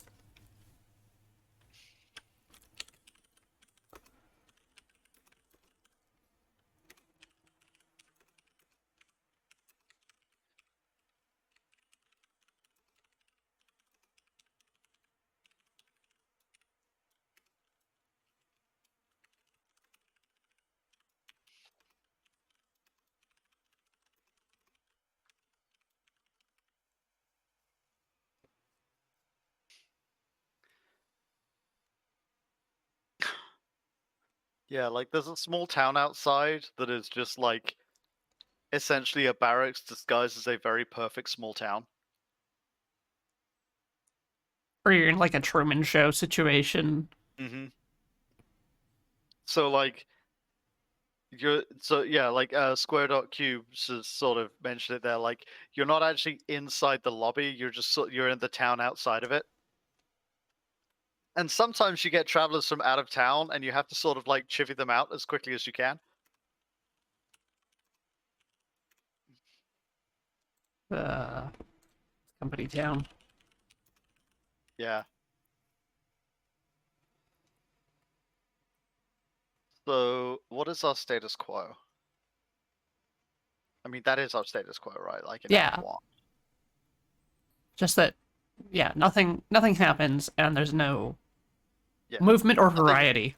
nothing has ever happened, and a lot of people are just like, I wish something interesting would happen, which is an extremely dangerous thing to wish in this particular area. Yeah.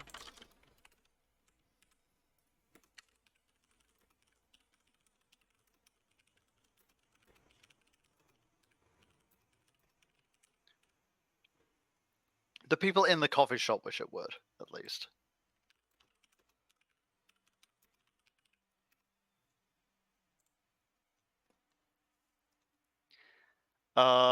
This is already a setup for an amazing Coen Brothers movie that they would never make. Uh, so what's our inciting incident? Uh,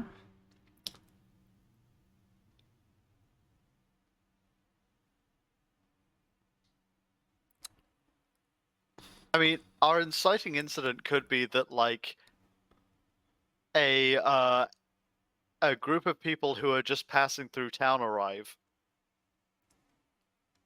And then plot point 1 is there's a um there's like an outbreak somewhere in the Foundation lab of like some horrible anomaly, and so the whole point of the story is just trying to get these people to leave. oh, because they're not safe. Yeah, like you can't tell them why they have to leave because that risks your job, and also like this thing, but you're just like, hey, we need to get these people to leave. We need to be like thoroughly unpleasant to them somehow.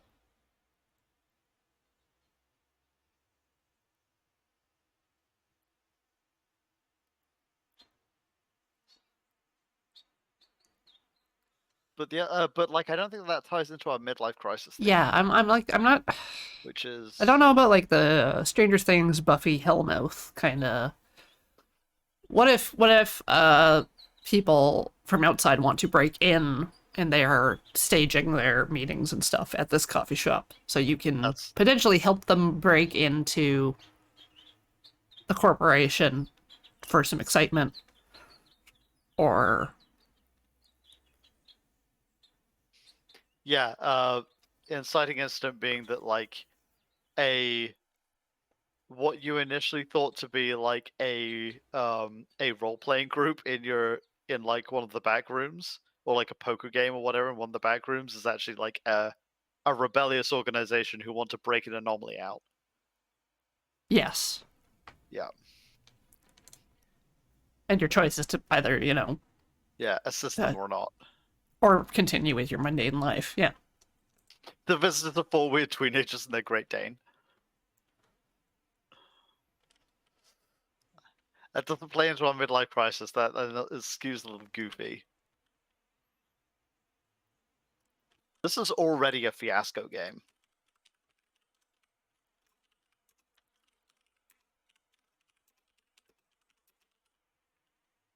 Anomaly. That doesn't look right. Alley? Anomaly. It's Anomaly. There it is. Ah! I do have spell check, but I refuse.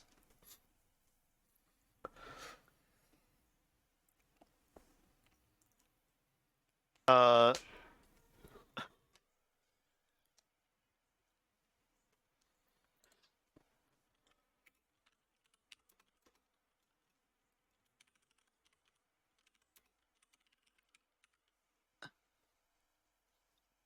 And then we have our first plot point that kind of pushes the issue.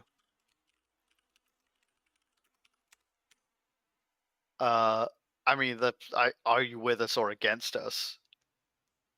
Right. Kind of thing. Yeah, yeah, yeah.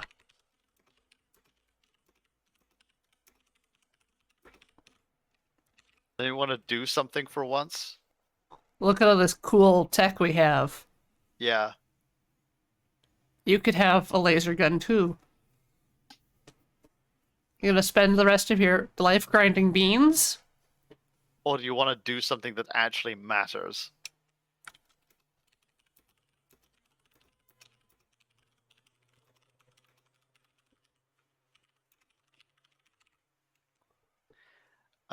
Then we have our rising action.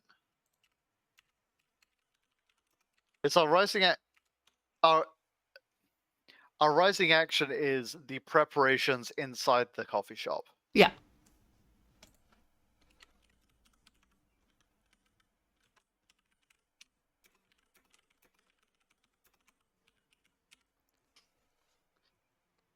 Because you know what our big bombshell twist could be? The we're God. No? Okay. My thought being that the coffee shop staff themselves are the anomaly. Ah, This coffee shop this coffee shop like has always existed, and the people who like you don't leave to go home.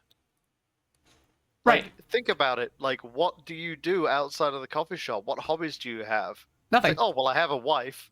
Yeah, what's her name? Right. Yeah.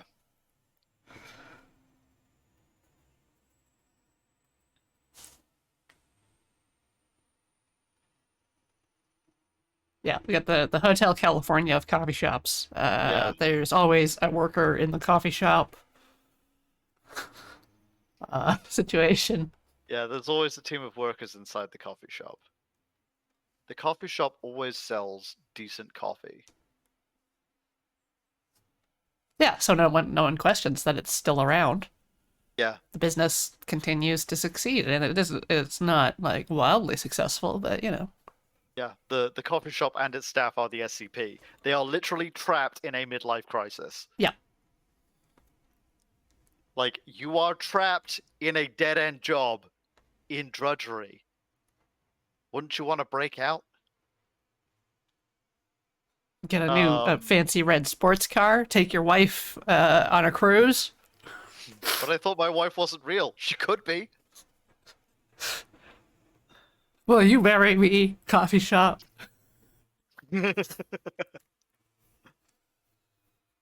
So yeah, our bombshell is that like they're trying to break them out of the coffee shop.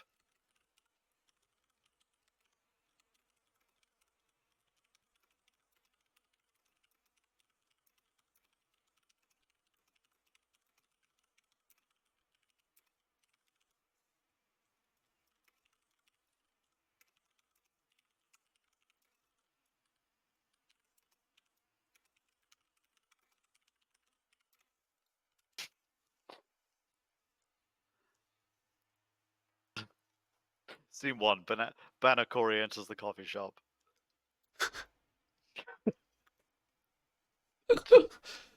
Deck someone. Yeah, that's what the Yeah. banana does. The banana just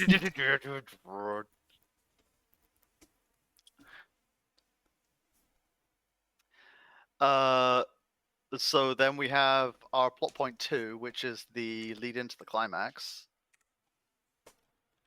Where does the bombshell live? It lives In Act 2. Okay. Yeah, it lives in Act 2. It's the midpoint of the story. Yeah.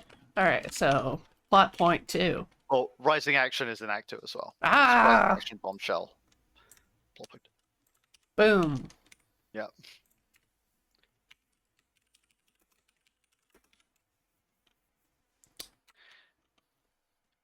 So, what's the thing that kind of forces the hand of the ticking clock? I think it's that a task force is being assembled to clean out the coffee, to like clean it out. Get rid of the interlopers. Yeah, or to just like reset. Yeah, get rid of the interlopers and reset the coffee shop to its standard routine.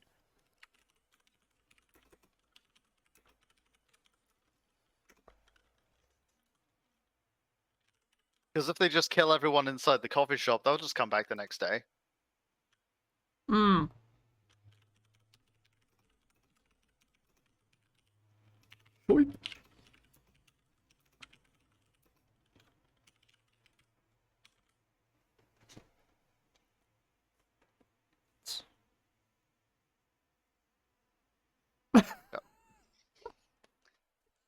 What our Banana Korean Copy Beach both SCPs?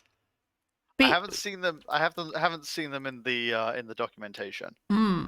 It hasn't come across my desk yet. I mean, it's not on the website yet. My headcanon's that Banana Core is a Terminator.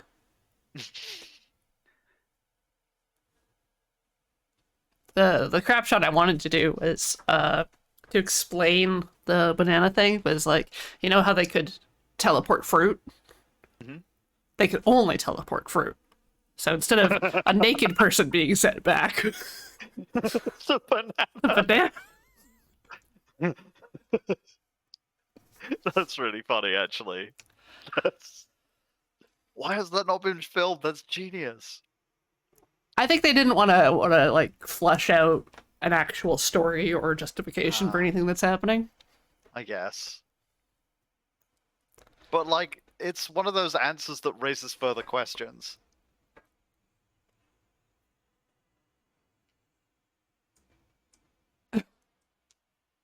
Especially when it can end with the and it's and then like the banana is beige. And then like you just never touch that storyline ever again. Yep.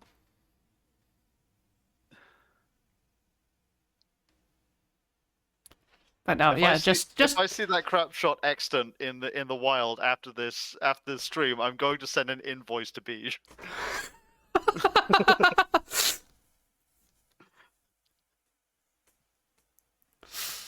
It'll only be for what, like 28 cents, but hey, it's part of my time. Anyway.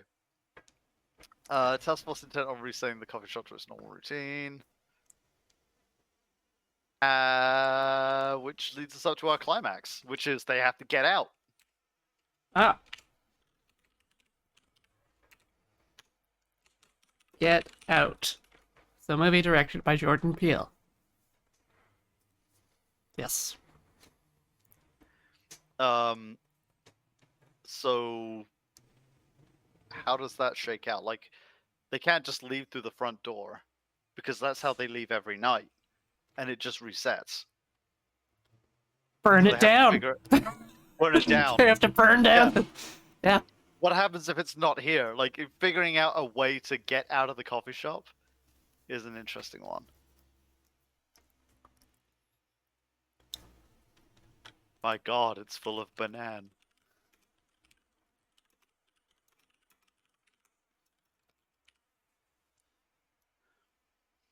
Hmm. What does the shop want? What motivates the coffee shop?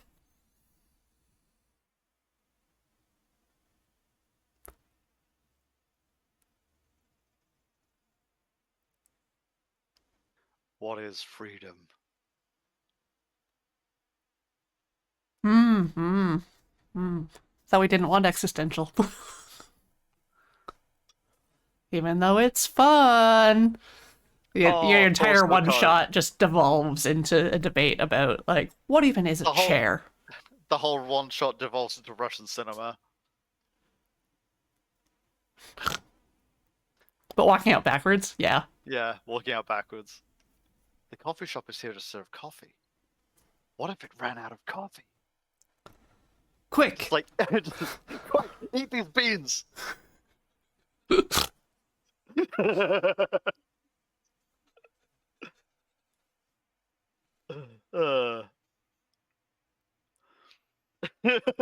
Quick, eat all the beans. What about the pastries? Damn the pastries! Eat them too. Why don't we just throw it all in the bin? What? Yeah, right?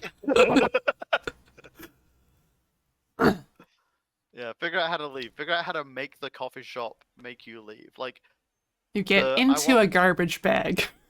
yes. The only thing that leaves the coffee store is the garbage. Yep.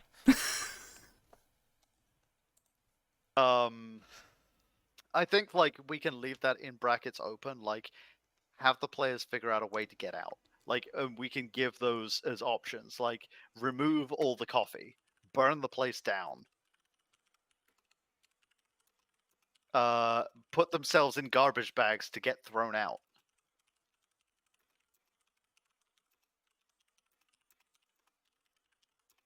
Yeah, I think Like whatever solution. yeah, whatever solution the players want to put forward should be the one that works. And whatever system the players argue about the most should be the one that works.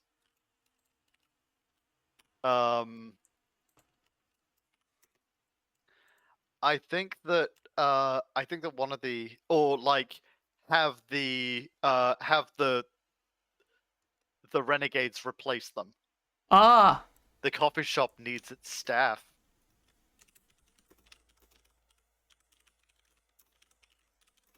It must always be staffed. exactly. Weirdest choices in choose your own adventure novel energy. Yeah. If the players decide on one idea and then immediately switch to another that seems safer, do we punish them for that and give them the bad ending?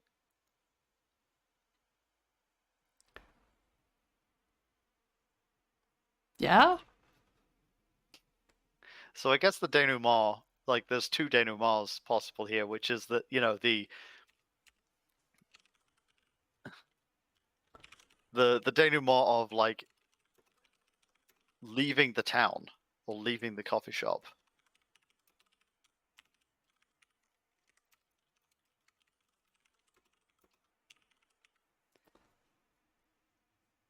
Yeah.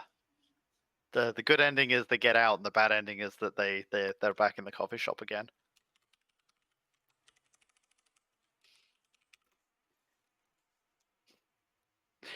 Now we've got to decide that there are 12 more endings that you can only get by playing through the one shot multiple times. Okay. Ending 3, they're the coffee shop now. Ending 4, they clone themselves. And Ending 5, the UFO ending, which is the only non-canon ending. it's the one where you see a Shiba Inu at the control panel making coffee Yep. and an espresso machine. Yeah. And it becomes an ad for Citibank. Cat. Yep. This is Maddie. Maddie is here. Say hi, Maddie. No, the No. exploitation zone. Ah. Alright, get up onto my shoulder. SoftBank, that's it. This becomes a SoftBank ad. Ending 7, it turns out they were just background guys on Friends the whole time. Yes, at the coffee shop where they always hang out. Ah. Yeah, if you lose, it's a Groundhog Day situation, except no one remembers that they had that. The good ending is getting to leave. Or maybe the good ending is staying. Like maybe maybe a knowledge of your purpose is the good thing to happen. Mmm. Maybe knowing exactly what your purpose in the universe is actually the resolution to the midlife crisis. Hmm. Yeah, that's the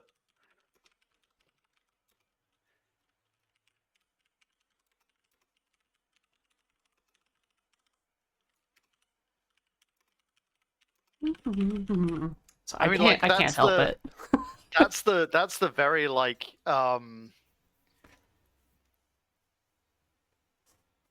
Wes Anderson ending in the end, isn't it? Like the mid ending of just like they're happy and this place serves the best coffee in town. Yeah. It will always serve the best coffee in town. and they're proud that they always serve the best coffee in town. Yeah.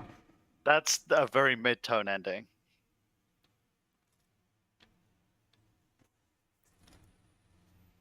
Yeah, I think denouement and ending kind of go hand in hand here, honestly.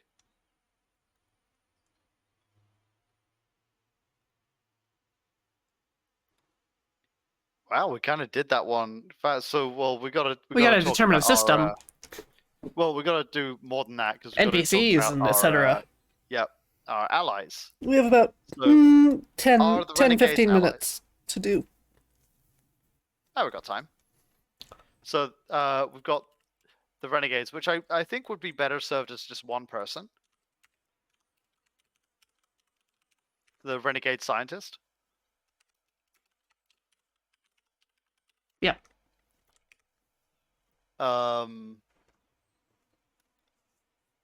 We want to make them kind of memorable. Like they're kind of the bleeding heart in this situation. They Right? have glasses They have glasses. to show how smart they are. Yes. Scientists. They wear glasses and a lab coat, despite the fact that they work in a field of science that doesn't require lab work very often. Yeah, they're a data specialist. Yeah. You're a scientist, right? Can you hack this computer? I'm a geologist? Yeah, Renegade, yeah, Renegade scientist, like, helping to, like, get them out.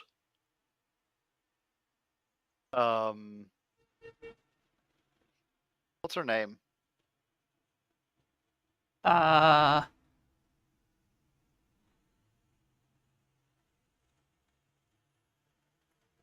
name that immediately came to me was Amelie Strong. Emily Strong. Yeah. Dr. Amelie Strong. Well, Dr. Amelie Strong? No. Senior researcher Amelie Strong. I don't actually have a doctorate because no university will recognize the sort of science that we do in here.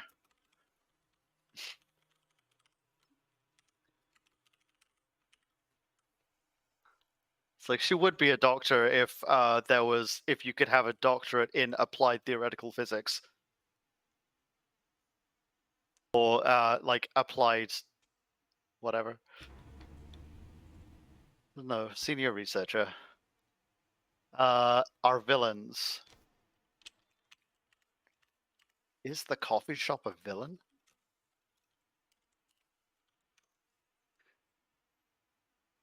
I mean, like, a villain doesn't necessarily have to be a person. A villain can also be a concept. Like, if you want to talk about conceptual villains, Turning Red and Encanto both have generational trauma as their villain. Yeah. So I think a Drudgery is definitely an antagonist.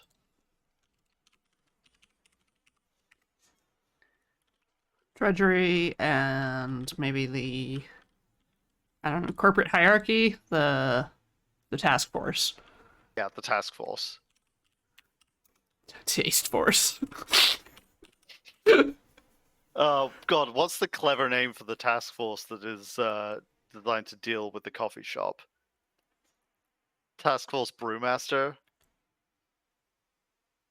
Brown team. Task Force Verona Blend. The cold crew. Task Force Cold Brew is really good.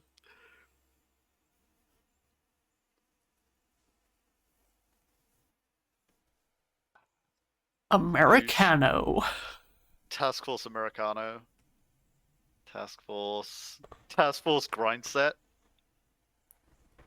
Task Force Brute Force, that's good.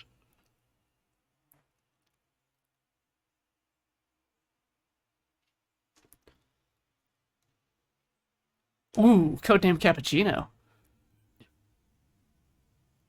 Task Force Karen is very good. Like they're here to just ruin a coffee shop.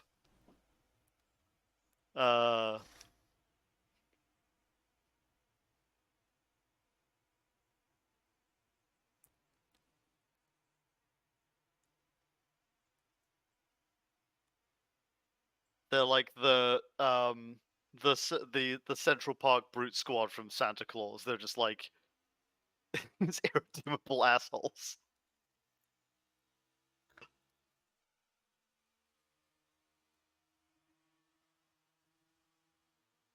The Grande Task Force.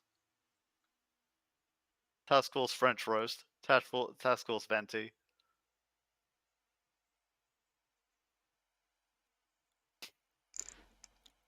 We can't call them Task Force Pinkerton. That's too on the nose. But we could name one of them that. Pinkerton. Yeah. Captain Pinkerton of Task Force.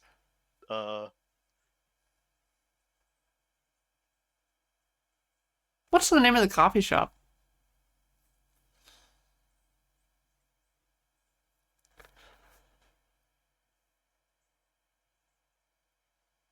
God, it's got to be something that's something that's witty at first and gets less funny every time you hear it. Like the Grindhouse. Yeah, I think Grindhouse Yeah. is appropriate.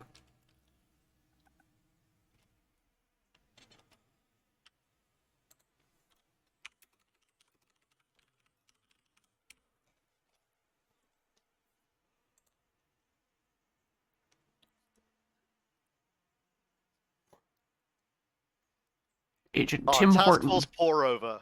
Ah. Because the pour is over.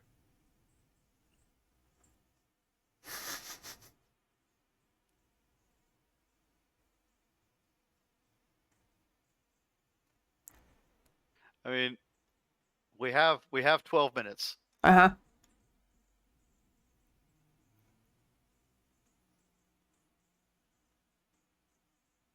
Task Force Grind Set.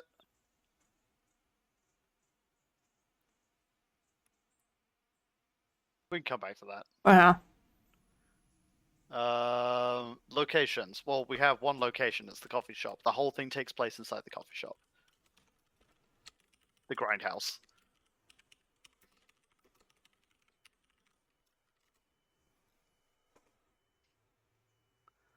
Yeah, we're just gonna leave it as Task Force, and we'll let chat pick their favorite, Uh-huh. and they can pretend that they came up with that. Yep. Yep. And they get to invoice speech.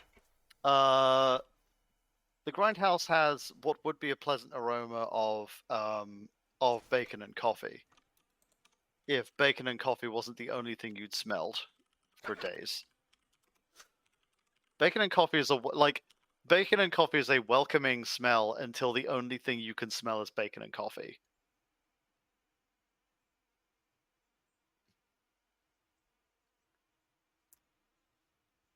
Yeah, I mean it's definitely important to the plot, so we got that covered.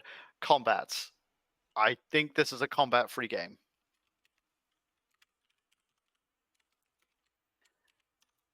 Not applicable. Unless we force the issue with the task force. In which case, it would be like a series of skill checks of like using what you have in a coffee shop to defend yourselves against armed goons. Throw more egg bites! Yeah. They need 3 minutes in the microwave. This one's got 2 minutes to go. Just throw it.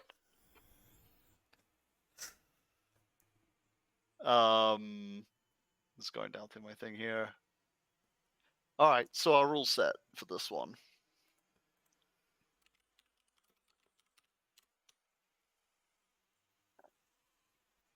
I think Dread works very well for this. But also, I think the Jenga might be too high yeah. tension.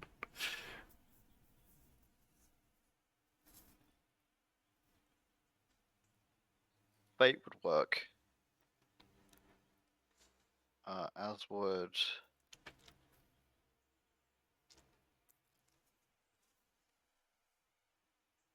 I think Powered by the Apocalypse is actually one of the best things you could do here.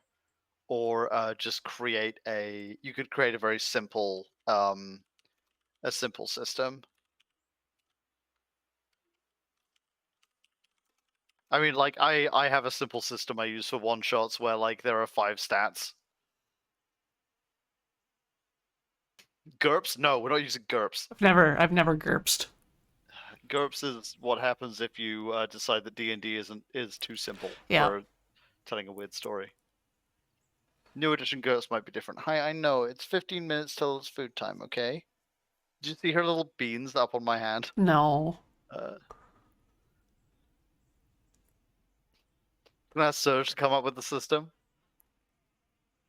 Yeah, this might be one of those games that just kind of it's best to build a system around the game rather than the other way around.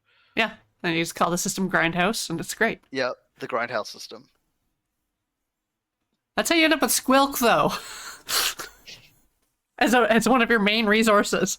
Yeah, well, I mean, I've built a role playing game that has the stats of. Hold on, if I can find it.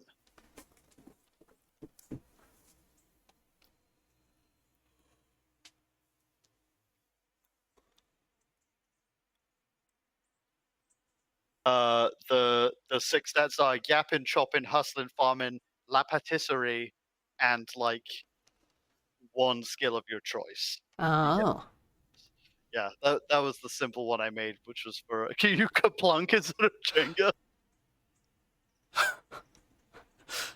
Okay, Whereas- it's like 10 candles, but you just have a hopper full of beans that you have to grind. When the last bean is ground, it's over. Yeah. A new day begins. Same as the old day. But at least you get to make some coffee. Yeah, when the game is over, you have to wake up and smell the coffee.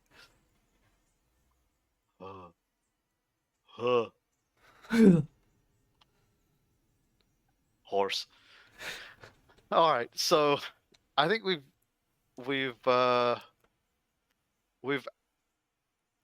accidentally made a existential horror game. No, we very purposely made an existential horror game. Yeah. We can't call this an accident. We did this. We did this. I mean, chat did this. You did this. What have I done? Through support of our Patreon at patreon.com/run. It's thanks to you that we can do things like this. Yeah. Existential horror game. And Golem versus Steam Engine, the comedy farce, Yep. which I think might be the one to end on, really. Yeah, we'll fix it post. We'll reorder them. Reorder it, yeah. Yeah. Everything's just gonna be really weird and out of place. The lighting's gonna be wrong. It's fine. Computers are very powerful.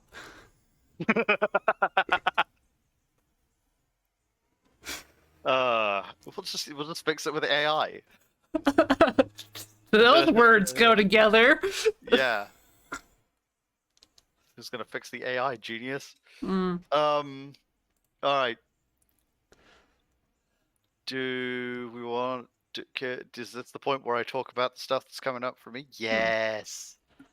So, thank you everybody for coming along to my silly present. Do you want to put the picture of the horse on screen? The horse train. Wait. Ooh. 1 second. Oh, no. I'll get Oh. there one day. There we go. Cool. This is where we want to be. So, yeah, for myself and Jane, Adzy and Jane Comics, you can watch us at Twitch TV / Adzy and Jane. No, it's twitch.tv / Adzy and Jane Comics. It is actually the full thing. Adzy and Jane Comics, I stream every single day. Well, during the week anyway, at least. Monday Weekday. to Friday. Yeah, weekdays, Monday to Friday. Usually from like 9 a.m. to 3 p.m. Pacific. We also have our big events coming up. We're going to be at Phoenix Pride in the Artist Alley area, so please come by and see us there. We're going to be at UwuCon in Scottsdale. Come by and see us there. And starting on the 1st of November, we'll be releasing our Kickstarter for the first volume of Arcana Watch. Print. In print. That's exciting. Yep, you can also read our comics like ad-free and for free because we own the websites and we don't want to put any barriers up there at adzyandjanecomics.com, arcanawatch.com, or us6w666.com if you're nasty. That's the adult one. Right. I think that's everything. Crab, please remind me if I missed anything. We're also apparently on Twitter, Tumblr, and Mastodon, but Crab Goddess runs that part for us. Okay. Yeah. What's coming up on the streams, Corey? Stuff! But first we have to say goodbye to everybody. We do. Yeah. Oh, right, because that bit doesn't go on YouTube. It doesn't. Yeah. Mm. But if you are watching on YouTube, throw a like, and in comments, name your own coffee shop. Actually, yeah. In the YouTube comments, give us the name of the coffee shop, what you would call the coffee shop, and what you would call the task force. Yeah. And like honestly, like it's technically free entertainment, but if you give a like or a subscribe or like a comment, it's basically an interaction that's like tipping the bellhop. I'm the Like- bellhop. Yeah, it's free and simple to do, and it helps these guys succeed, and it means that they get more of Google's massive like dragon hoard of money, which they honestly deserve. That would be so nice. Yeah. Oh. All right. Goodbye, everybody. Bye, everybody. Thank you so much.